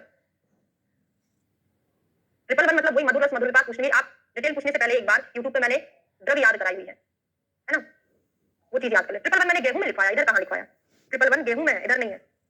तो कुलत्थ अम्ल पित्त जना नाम आपने पढ़ा है, मतलब ये रक्त पित्त को बढ़ाने वाला होगा, और शुक्र अश्मरी श्वास पीनस के लिए उपयोगी होगा, क्योंकि इनको काटने का काम करेगा, है ना। श्वास कफवांजन रोगों को नष्ट करने वाला, अतिशय रक्त पित्त कारक होता है, और शुक्र अश्मरी को निकालने वाला भी होता है, क्योंकि ये बहुत उष्ण होता है। ठीक है, अगला आता है उड़द। उड़द, उड़द कैसा होता है, शुक्र होता है, उष्णवीर्य भली होता है, लेकिन शुक्र को बढ़ाने वाला होता है। कैसा है, स्निग्ध है, वात श्लेष्म अनिल पित्त करह, ये कफ मल पित्त कारक होता है, कफ को भी बढ़ाता है, बल श्लेष्म मल पित्त करह, कफ को तो बढ़ाते ही बढ़ाता है, जो कफ के गुण है वही शुक्र के गुण है, इसलिए शुक्र को बढ़ाने वाला होता है। तो कफ को तो बढ़ाता है, साथ में पित्त को भी बढ़ाता है उड़द, क्योंकि ये उष्णवीर्य होता है ना, और गुरु है, उष्ण है, अनिलाह, वायु को नष्ट करता है उड़द, लेकिन पित्त को बढ़ाता है, उष्ण होता है, शुक्र की वृद्धि करता है। जो मास होता है, मास मतलब उड़द, है ना, ये वृश्य होता है, तो वृश्य से आप सारी चीजें कोलेट करके याद कर सकते हो। वृश्य है मतलब इसका विपाक, वीर्य मत कोलेट करना, वीर्य तो इसका उष्ण है, भले ही शुक्र की वृद्धि करता है, लेकिन वीर्य उष्ण है, बाकी की चीजें होती है ना, इसमें स्निग्ध है, गुरु होता है, इस कारण से शुक्र को भी। आगे आता है तिल के गुण। तो उष्ण त्वचो हिमा, पूरा चरक संहिता में पढ़ा है कि त्वचा पर हम तिल का तेल लगाते हैं तो हमारी त्वचा कैसी हो जाती है ना, हिम रहता है, स्पर्श के बालों में लगाते हैं तो हमारे बाल अच्छे हो जाते हैं, त्वचा पर लगाते त्वचा अच्छी हो जाती है, मूत्र कम लाता है, कटु विपाक होता है, और तिल का तेल जो है मेधा अग्नि को बढ़ाने वाला, कफ पित्त को भी बढ़ाने वाला होता है, कफ के साथ पित्त को बढ़ाता है, तो कफ पित्त करता करके आया हुआ है। अब यहाँ पे सिंबी धान्यों में देख लेते हैं कि जो मांस होता है सबसे खराब होता है, और शुक्र धान्यों में यवक सबसे खराब होता है। जबकि मांस क्या होता है, अच्छी चीज होता है ना, वृश्य होता है, लेकिन आप जब पढ़ोगे ना, चरक ने भी अग्रह में बताया, मुद्ग अच्छा है, मांस खराब है। श्रेष्ठ अश्रेष्ठ में हितम अहितम में आपने पढ़ा होगा ना चरक संहिता में, सूत्र स्थान के 25वें चैप्टर में, है ना, वहां पे सॉरी अन्नपान वाले में भी आपने पढ़ा होगा, अहितम हितम में भी आपने पढ़ा है, 25 में भी पढ़ा होगा कि मुंह अच्छा है मांस खराब है। ऐसे शुभ धान्यों में ये वक्त सबसे खराब होता है। ठीक है, चलो आगे आते हैं नवीन और पुराण धान्य। नवीन धान्य और पुराण धान्य देखते हैं तो नया नया जो होता है सारा ब्रह्मण कारक होता है, मतलब अविष्यंगी होता है। और संवत्सर एक वर्ष वाला कैसा हो जाता है, लघु हो जाता है। शीघ्र जन्मा तथा सुप्यम निष्कुशम युक्ति भजितम, जो धान्य जल्दी उग जाता है तो सहित युक्ति पूर्वक भुना हुआ मुद्गादि सूक्ष्म धान्य लघु होता है। आपको तो केवल एक पॉइंट याद करना है। हाँ, कॉमनली मांस को अच्छा नहीं बताते, लेकिन वो एक ब्रह्मण वृक्ष कारक होता है, उसको अच्छा बोल सकते हैं, लेकिन ऐसा कहीं बताया नहीं है ना। अब प्रतान वर्ग जो है यहाँ से हम कल करेंगे कंटिन्यू। अभी हम 7th नंबर का चैप्टर शुरू करते हैं, क्योंकि फल वर्ग में हम डेली 2 या 3 वर्ग पढ़ेंगे, है ना, और नेक्स्ट चैप्टर हम कंटिन्यू करेंगे। 58 पेज नंबर पे है।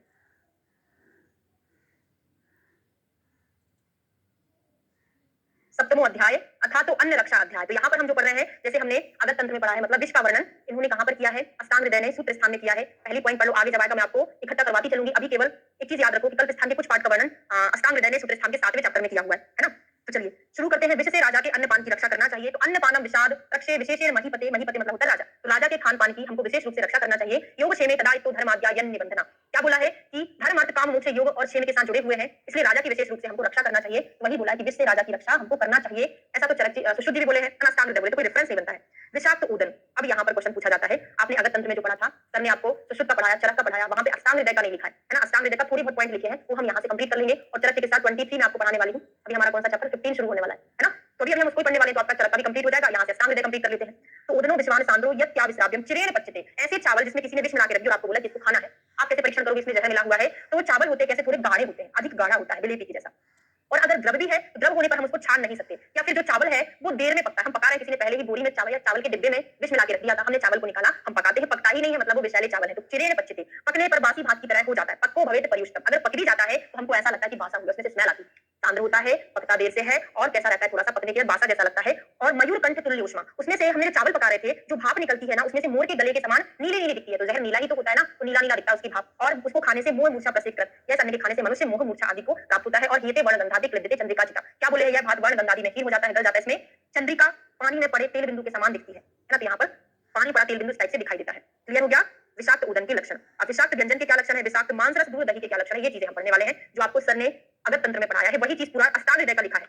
विष के कारण नीली रेखा आती है मांस रस में। मांस रस फ्रिज में लेके रख दिया था हमने, मांस का जूस बनाया था, फ्रिज में रख दिया था, अभी अचानक से निकाल के देखा, अरे उसमें तो नीले नीले कलर की रेखाएं चल रही है, मतलब ये जो मांस है उसमें से क्या होगा, नीले कलर की रेखाएं आपको दिखेंगी। ऐसे नीली नीली रेखाएं दिखेंगी तो आप समझ लेना ये मांस में साइनोसिस हो गया है। तो याद रहेगा कि नीली रेखाएं मांस रस में दिखेंगी। अगर किसी ने दूध में जहर मिला दिया है तो वो ताम्र वर्ण का दिखेगा। याद कर लो, तांबे के पात्र में हम कभी भी दूध नहीं रखते हैं, है ना, तांबे के पात्र में दूध नहीं रखा जाता है, खराब हो जाता है। दूध में ताम्र वर्ण की। अगर किसी ने दही में मिलाया है जहर तो श्याम कलर का दिखेगा। तो दही में जब हम तड़का लगाते हैं, तक्र में तड़का लगाते तो काली काली राई से लगाते हैं ना, तो याद रहेगा दही में श्याव है और तक्र में श्वेत और काला दोनों है, श्वेत काला रेखा दोनों मिलेगा तक्र में। समझ में आ रहा है। दही में हमने ओनली श्याव कलर का तड़का लगाया, श्लोक में वही लिखा श्यावा, दधिनी सॉरी नीला राजी रसे ताम्राशील दधिनी दृश्यते श्यावा। अपीता सिता तक्रे, क्या लिखा है, अपीत। अपीत मतलब होता है कि पीला नहीं है, असित है। समझ में आ रहा है। अपीत मतलब श्वेत लिखा हुआ है।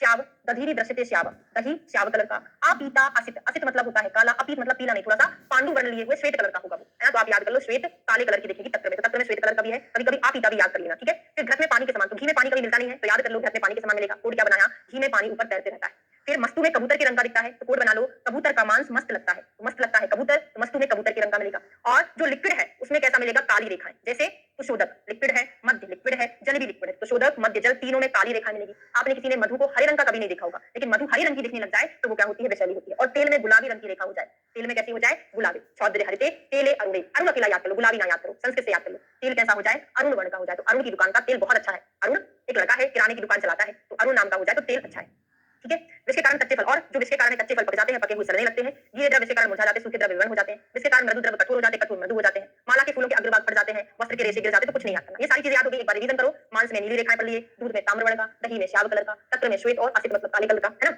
फिर हमने पढ़ा तेल, तेल में अरुण कलर का हो गया। घृत पानी के ऊपर पानी तैरता है, घृत के ऊपर ये हो गया। कबूतर का मांस मस्त लगता है, तो मस्त कबूतर हो गया। और लास्ट में तीन चीजें काली रेखाएं हो गई, तो शोधक मध्य और जल। मधु हरा नहीं होता तो हरे कलर का याद कर लिया, और तेल में अरुण याद कर लिया। सबको याद हो गया। अब आता है विषदाता के लक्षण। तो विष देने वाले के लक्षण किसके आचार्य ने बताए, तो चरक ने बताया, सुश्रुत ने बताया, बागवत ने बताया। तीनों आचार्य ने विषदाता के लक्षण के बारे में बताया है, ठीक है। अब याद करते हैं, जो किसी को विष देने वाला, जैसे आप पिक्चरों में देखते हो, मूवियों में क्या देखते हो, एक कमरे में कोई इंसान पड़ा हुआ है, दूसरा विष देने जा रहा है, तो वो क्या करता है, इधर उधर झांकता है, बहुत घबराता है, कुछ बोलता है, कुछ मुंह से निकला, अचानक से मिल गया, आपने बोला कहां जा रहे हो भाई, मुंह से कुछ बोल रहा है, कुछ निकल रहा है, पसीना पसीना हो गया, इधर उधर बहुत झांक रहा है, ऐसा कंडीशन होता है ना, पूरा वही मिलेगा। क्या लिखेगा? विषदः, विष देने वाले का मुख श्याम पड़ जाता है। अपन ने पूछ लिया कहाँ जा रहे हो, एकदम मुंह काला पड़ गया तो उसका मुंह सूख जाता है कि अपने सामने वाले को क्या बोलूं। विलक्षितो वीक्षिते दिशा, कोई भी लक्ष्य नहीं है, बिना उद्देश्य के इधर उधर देखता रहता है, कोई मुझे देख तो नहीं रहा, और उसको स्वेद आता है, पसीना आने लगता है, कांपता है, हाथ पैर कांपते रहते हैं, और भीतर बहुत डरा हुआ रहता है, घबराया हुआ रहता है, गिरता पड़ता रहता है। इस खलती पूरा पढ़ के समझ में आ रहा है। पिक्चर को इमेज कर लो कोई सी भी जिसमें आपने देखा हो कि कोई इंसान किसी को मारने जा रहा है, पूरा लक्षण वहीं से। अब अग्नि में विषाक्त करने की परीक्षा, जैसे हमने अभी पढ़ा था कि अगर ओदन पकड़ा है, विषैला ओदन है, तो उसमें मयूर कंठ तुल्य उष्मा, उसकी जो उष्मा है मोर के कंठ के समान नीली दिखती है। अब आपको अग्नि में विषाक्त करने की परीक्षा करना, स्वाहा करना है, मतलब अग्नि चल रही है, आपको पता करना है कि मेरे पास जो खाना है इसमें जहर मिला कि नहीं मिला, तो आप उस खाने को अग्नि में डाल के देखोगे तो क्या होगा? तापन्नम सविषम तो अग्नि रेखावत स्फुटयति शिखी कंठ आप धूमाच, यहाँ पे शिखी मतलब होता है मयूर, और वहां पर ही मयूर कंठ वाला था, तो शिखी के कंठ के समान नीले नीले कलर की अग्नि आपको दिखने लगेगी। वहां पर भाप दिख रही थी, सेम टू सेम है, टर्म अलग दे दिया। विष वाले यानी कि अग्नि एक ही आवर्त में होती है, मतलब घेरे के रूप में एक ही लो जलती है, अतिशय चटचटाती, बहुत ज्यादा चटचट की आवाज आती है, धूम और ज्वाला मूल के खंड के समान होती है, तथा इसमें ज्वाला उत्पन्न ही नहीं होती, और तेज गंध होती है, गंध बहुत तेज आती है। तो ये विष मिश्रित अन्न की परीक्षा है। विषाक्त करने की पशु पक्षियों द्वारा परीक्षा, पूरा आप इसका याद करेंगे। हाँ, आदत तंत्र में आपने बागवट का भी याद किया, सुश्रुत का भी याद किया, तो सारा ही पढ़ लेते हैं। सुश्रुत जी ने क्या बोला है, लिखा है मैंने, सुश्रुत जी ने मक्खी और काक दोनों को, मक्षिका और काक के ऊपर अगर हम विषैला अन्न दे दें, वो विषैला अन्न खा लें तो उनकी मृत्यु शीघ्र हो जाती है। सुश्रुत ने बोला था मक्खी और काक दोनों जल्दी मर जाते हैं, शीघ्र मर जाते हैं, लेकिन इन्होंने दोनों को अलग बोला। मक्खी की तो मृत्यु बता दी, लेकिन कौवा मरता नहीं, वो काव काव धीरे धीरे करने लगता है, मतलब उसका स्वर शाम हो जाता है। तो म्रियन्ते मक्षिका, मक्खी मर जाती है, और कौवे का जो स्वर है शाम हो जाता है। ठीक है, अगर तंत्र वाले नोट्स निकालकर बैठ जाइए साथ में। उत्पोषंती चा दुष्टे वेतत् शुक आद्य यूसा सारिका, है ना, यहाँ पर लिखा है कि जो सारिका होती है और शुक होता है, शुक में क्या होता है? उत्कोष हो जाता है। मुझे भी निकालना पड़ेगा, मुझे याद नहीं है क्योंकि, है ना, तो मैं आपको थोड़ा सा शुक का भी पढ़ाते जाऊं, आपको रिवीजन हो जाएगा।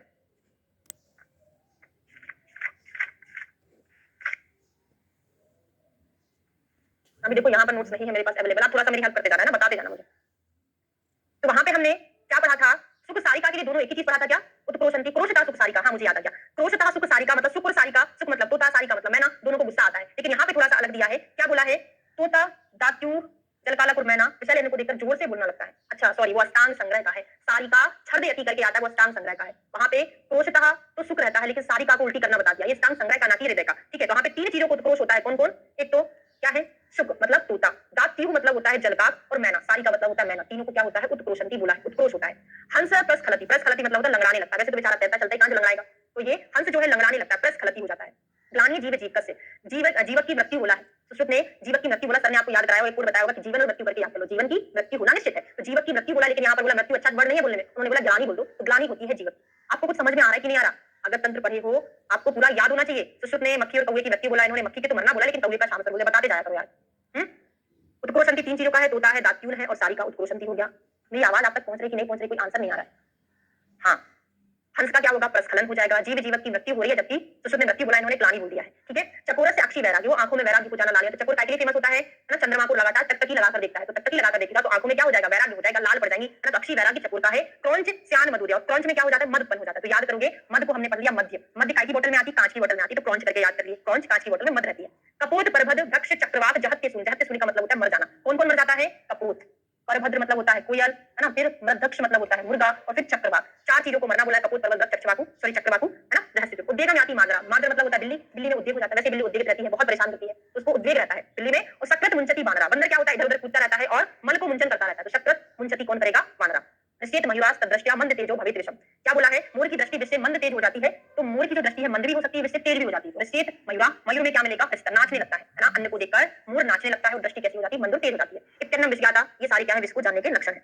विषाक्त अन्न स्पर्श से हानि क्या मिलेगी? तो ये मैंने तो नहीं पढ़ा, सर ने पढ़ाया, अष्टांग अगत तंत्र में पढ़ाया हुआ है कि हम अगर वैसे चीज को हाथों से स्पर्श करेंगे तो हमारे हाथों में क्या क्या चीजें घटित होगी वो इमेजिन कर लो। क्या होगा? हाथ से हम छुएंगे तो हमारे हाथ में खुजली होने लगेगी, एकदम से हमारा हाथ जल जाएगा, दाग होगा, हमको पूरा बुखार आ जाएगा, हमने जहां से छुआ था वो क्या होगा? स्फोट वगैरह हो जाएंगे, नमनेस हो जाएगी, और नख रोमच्युति, हमारे जो नख थे वो भी गिरने लगेंगे, अगर बालों में स्पर्श हो गया तो बाल भी गिरने लगेंगे, नख रोमच्युति, ये सारी चीजें याद करना है। इसमें हमको प्रलेप करना है, काय का? चंदन पद्म शीतल चीजों का लेप करना चाहिए। मुख स्थित विष का लक्षण देखते हैं, अगर मुंह में कोई विष चला गया है तो मुंह का लक्षण मिलेगा, व्यक्ति की जो जिह्वा है उसमें अष्ठीला के समान ऐड हो जाएगी, ये सुश्रुत संहिता में पढ़ा होगा, अष्ठीला के समान हो जाती है, तो जैसे ही मुख से उसने विष का सेवन किया तो लाला स्राव होगा, जिह्वा ओष्ठ में जाड्यता हो जाएगी ना, वहां पे झुंझुनी होगी, चिमचिमाहट होगी, और दांतों में जैसे विष गया है तो दंतहर्ष होगा, सेंसिटिविटी हो जाएगी, व्यक्ति को रस का ज्ञान नहीं होगा, यहाँ पर जड़ता हो जाएगी, हमें स्तंभ हो जाएगा। तो पूरा पढ़ के समझ में आ रहा है, कोड बनाने का जरूरत ही नहीं है। अगर आपको बोलेगा कि हाथों से स्पर्श किया है तो वहां में कहां दंतहर्ष मिलेगा? नहीं मिलेगा ना, ये मुख में मिलेगा। सेवियर गंडूस, इसमें हमको क्या करना है? गंडूस का प्रयोग करना है, गंडूस से क्या होगा? मुखगत विकार ठीक होते हैं, तो ये विष में भी इसका प्रयोग किया जाता है।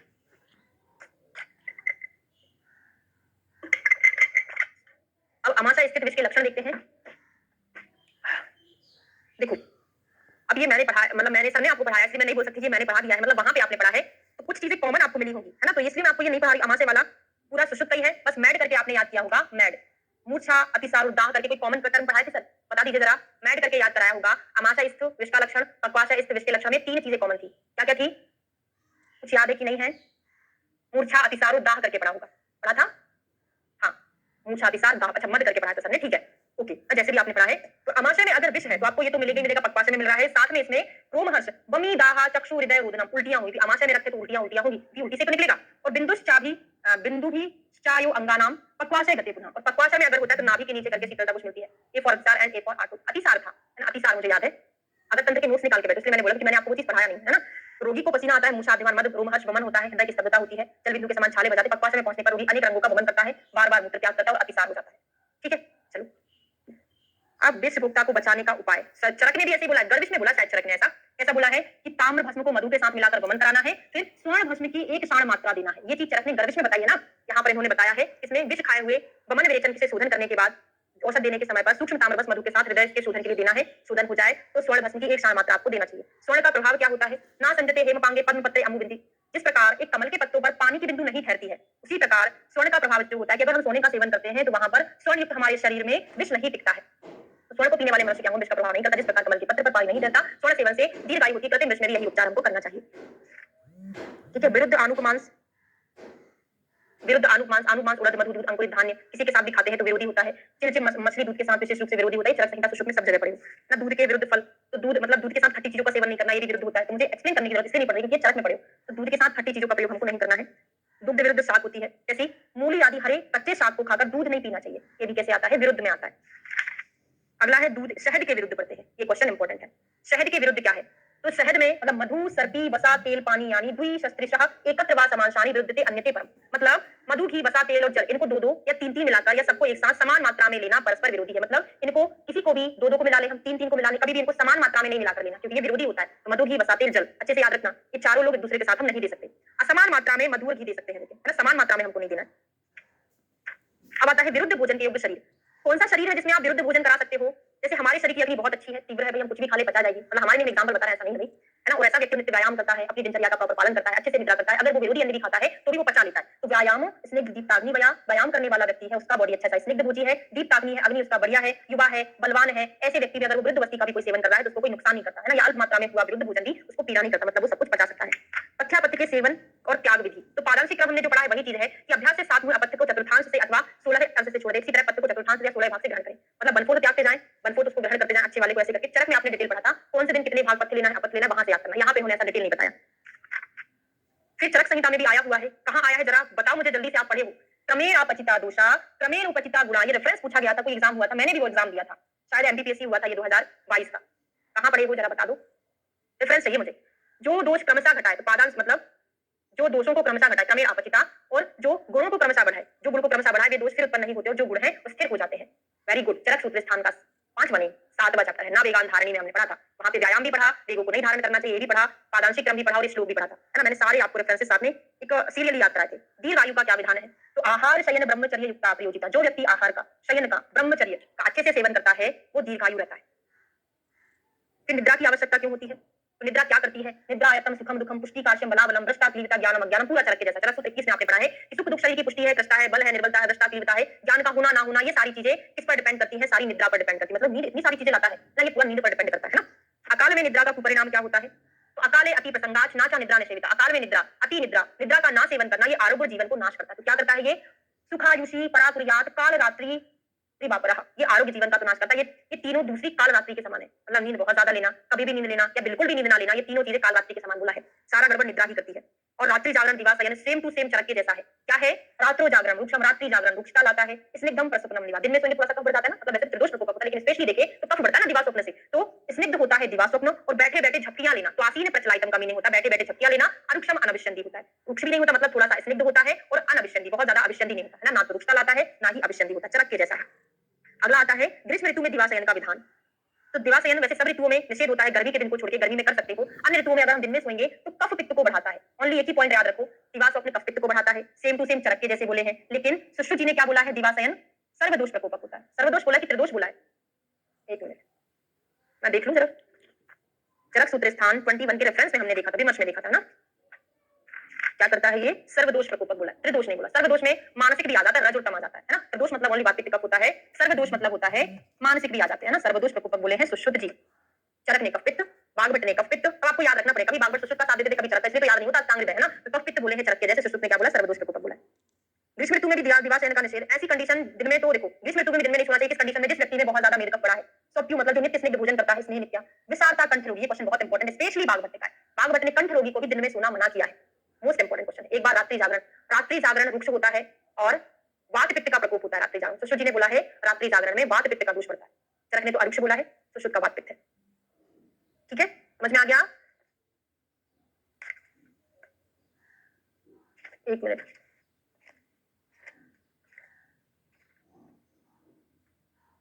ठीक है।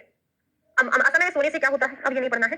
आ जाइए अति निद्रा की चिकित्सा। अति निद्रा में मैंने बोला था कि सारे पंचकर्म करा देते हैं उसमें, तो नावन है, लंघन करा दो, चिंता, व्यायाम, उसको व्यायाम कराओ, शोक टेंशन दे दो भाई, है ना, गुस्सा दिला दो। ऐसे क्या होगा? ये श्लेष्मा की संघा संचयात। और नींद कैसे नहीं आती? श्लेष्मा के कारण आती है। तो श्लेष्मा को बहुत क्षय होने पर निद्रा का नाश हो जाता है। श्लेष्मा को क्षरण करने के उपाय हमको ढूंढना है।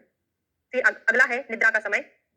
इसलिए अपने साधने की दृष्टि से 6 से 8 घंटे काल के अनुसार रात्रि में सोएं। असाध्य के कारण रात्रि में जागरण की अवस्था में जागरण काल के आधे समय तक बिना भोजन किए प्रातः सोएं। जैसे आपने रात्रि जागरण कर लिया है, तो क्या आप दिन में भी 7 घंटे सोगे? नहीं सोगे ना, आप आधे समय तक सो सकते हैं। जैसे 6 घंटे आप रात में सोते हो, आपने रात्रि जागरण कर लिया, तो आप दिन में 3 घंटे के लिए सो जाओ, बिना भोजन किए। कहाँ बिना भोजन किए? दिन में सोने को बोला है। अनिद्रा के लिए हितकर, जिनको नींद नहीं आती उनको ऐसी हैवी चीजें खाना जो कफ को बढ़ाए, मतलब दूध, मध्य, मांस, दही का सेवन, अभ्यंतराल उद्वर्तन स्नान, सिर पर तेल लगाना, कान में तेल डालना, तर्पण करना, सुखी जीवन, स्त्री आलिंगन, मनोरथों की संपूर्णता और मन के अनुकूल यथेक्ष निद्रा का सुख देने वाला होता है। ठीक है, ब्रह्मचर्य, असंभोग स्त्री बता दिए यहाँ पे। ठीक है, ग्राम धर्म में कजेत नाई उत्तानाम रजस्वला, रजस्वला अयुग होती है। अप्रिय स्त्री हो, दुष्ट स्त्री है, संकीर्ण मेहन, है ना, ये सारी। और जो चरक संहिता में बताया है वही अस्थि, स्थूल, अति, कृशा, सूता, गड़बड़ी है, अन्य की उसे मतलब किसी और की स्त्री है ना, और गुरुदेव आदि की स्त्री है ना, दिवस, प्रणयंगाम, शिरो, हृदय, ताड़ना मत पढ़ो। ठीक है, बस इतना ही काफी है। स्त्री प्रसंग का समय बताया है, जैसे सुश्रुत जी ने क्या बताया है? ग्रीष्म ऋतु में 15-15 दिन के अंतर से, बाकी ऋतुओं में 3-3 के दिन के अंतर से मैथुन का सेवन करना चाहिए। ये सुश्रुत संहिता में आपने पढ़ा है। अष्टांग हृदय में थोड़ा सा अलग है। सुश्रुत ने क्या पढ़ा? ग्रीष्म ऋतु में 15-15 दिन और बाकी ऋतुओं में 3-3 दिन पढ़ा था। यहाँ पे शीतकाल में बाजीकरण औषधियों से तृप्त हुआ मनुष्य इस इच्छा अनुसार संभोग कर सकता है। शीतकाल मतलब हेमंत और शिशिर ऋतु में यहाँ पर कोई बाउंडेशन नहीं बताई है। बसंत और शरद ऋतु में 3-3 दिन बताया है, और वर्षा और ग्रीष्म में 15-15। इन्होंने दो ऋतुओं का कॉम्बिनेशन कर लिया, बस करके याद कर लो, बस। बसंत और शरद में 3-3 दिन हो गया, और गर्मी और वर्षा में षटकोण वाला सा याद कर लेना, वो 15-15 दिन का बताया हुआ है। संस्कृत के नोट्स में बाकी आचार्य का और लिखा, भाव प्रकाश का भी लिखा हुआ है, तो उसमें से आप संस्कृत में से और आचार्य का याद करेंगे। अनियत स्त्री प्रसंग से हानि क्या होती है? भ्रम, क्लम, दौर्बल्यता, बल, धातु आदि का क्षय हो जाता है। ठीक है, नियमित स्त्री प्रसंग से लाभ क्या होता है? स्मृति, मेधा, आयु आदि को बढ़ाता है। अधिक मंद जरसु भवन्ति स्त्री। अब याद नहीं करना, लास्ट रो देख लो। मैथुन के बाद क्या सेवनीय पदार्थ होता है, चैप्टर को फिनिश और क्लास को फिनिश करते हैं। तो सम्मोग के पीछे स्नान, चंदन आदि का लेप, शीतल वायु, शर्करा, प्रचुर भक्ष, शीतल जल, दूध, मांस, रस, मूंग आदि का यूज, सुरा, निर्मल, सुरा, निद्रा, इन सब सेवन करने का तेज पुनः शीघ्र आ जाता है। तो ये चैप्टर हमारा कंप्लीट होता है। 8वां चैप्टर शुरू करेंगे कल। हमारा मात्रा स्थिति अध्याय है, पूरा चरक के जैसा ही, थोड़ा बहुत कुछ ही चीज अलग होगी। तो कल हमारा 8वां कंप्लीट होगा और 6वें चैप्टर का कुछ क्वेश्चन कंप्लीट हो जाएगा।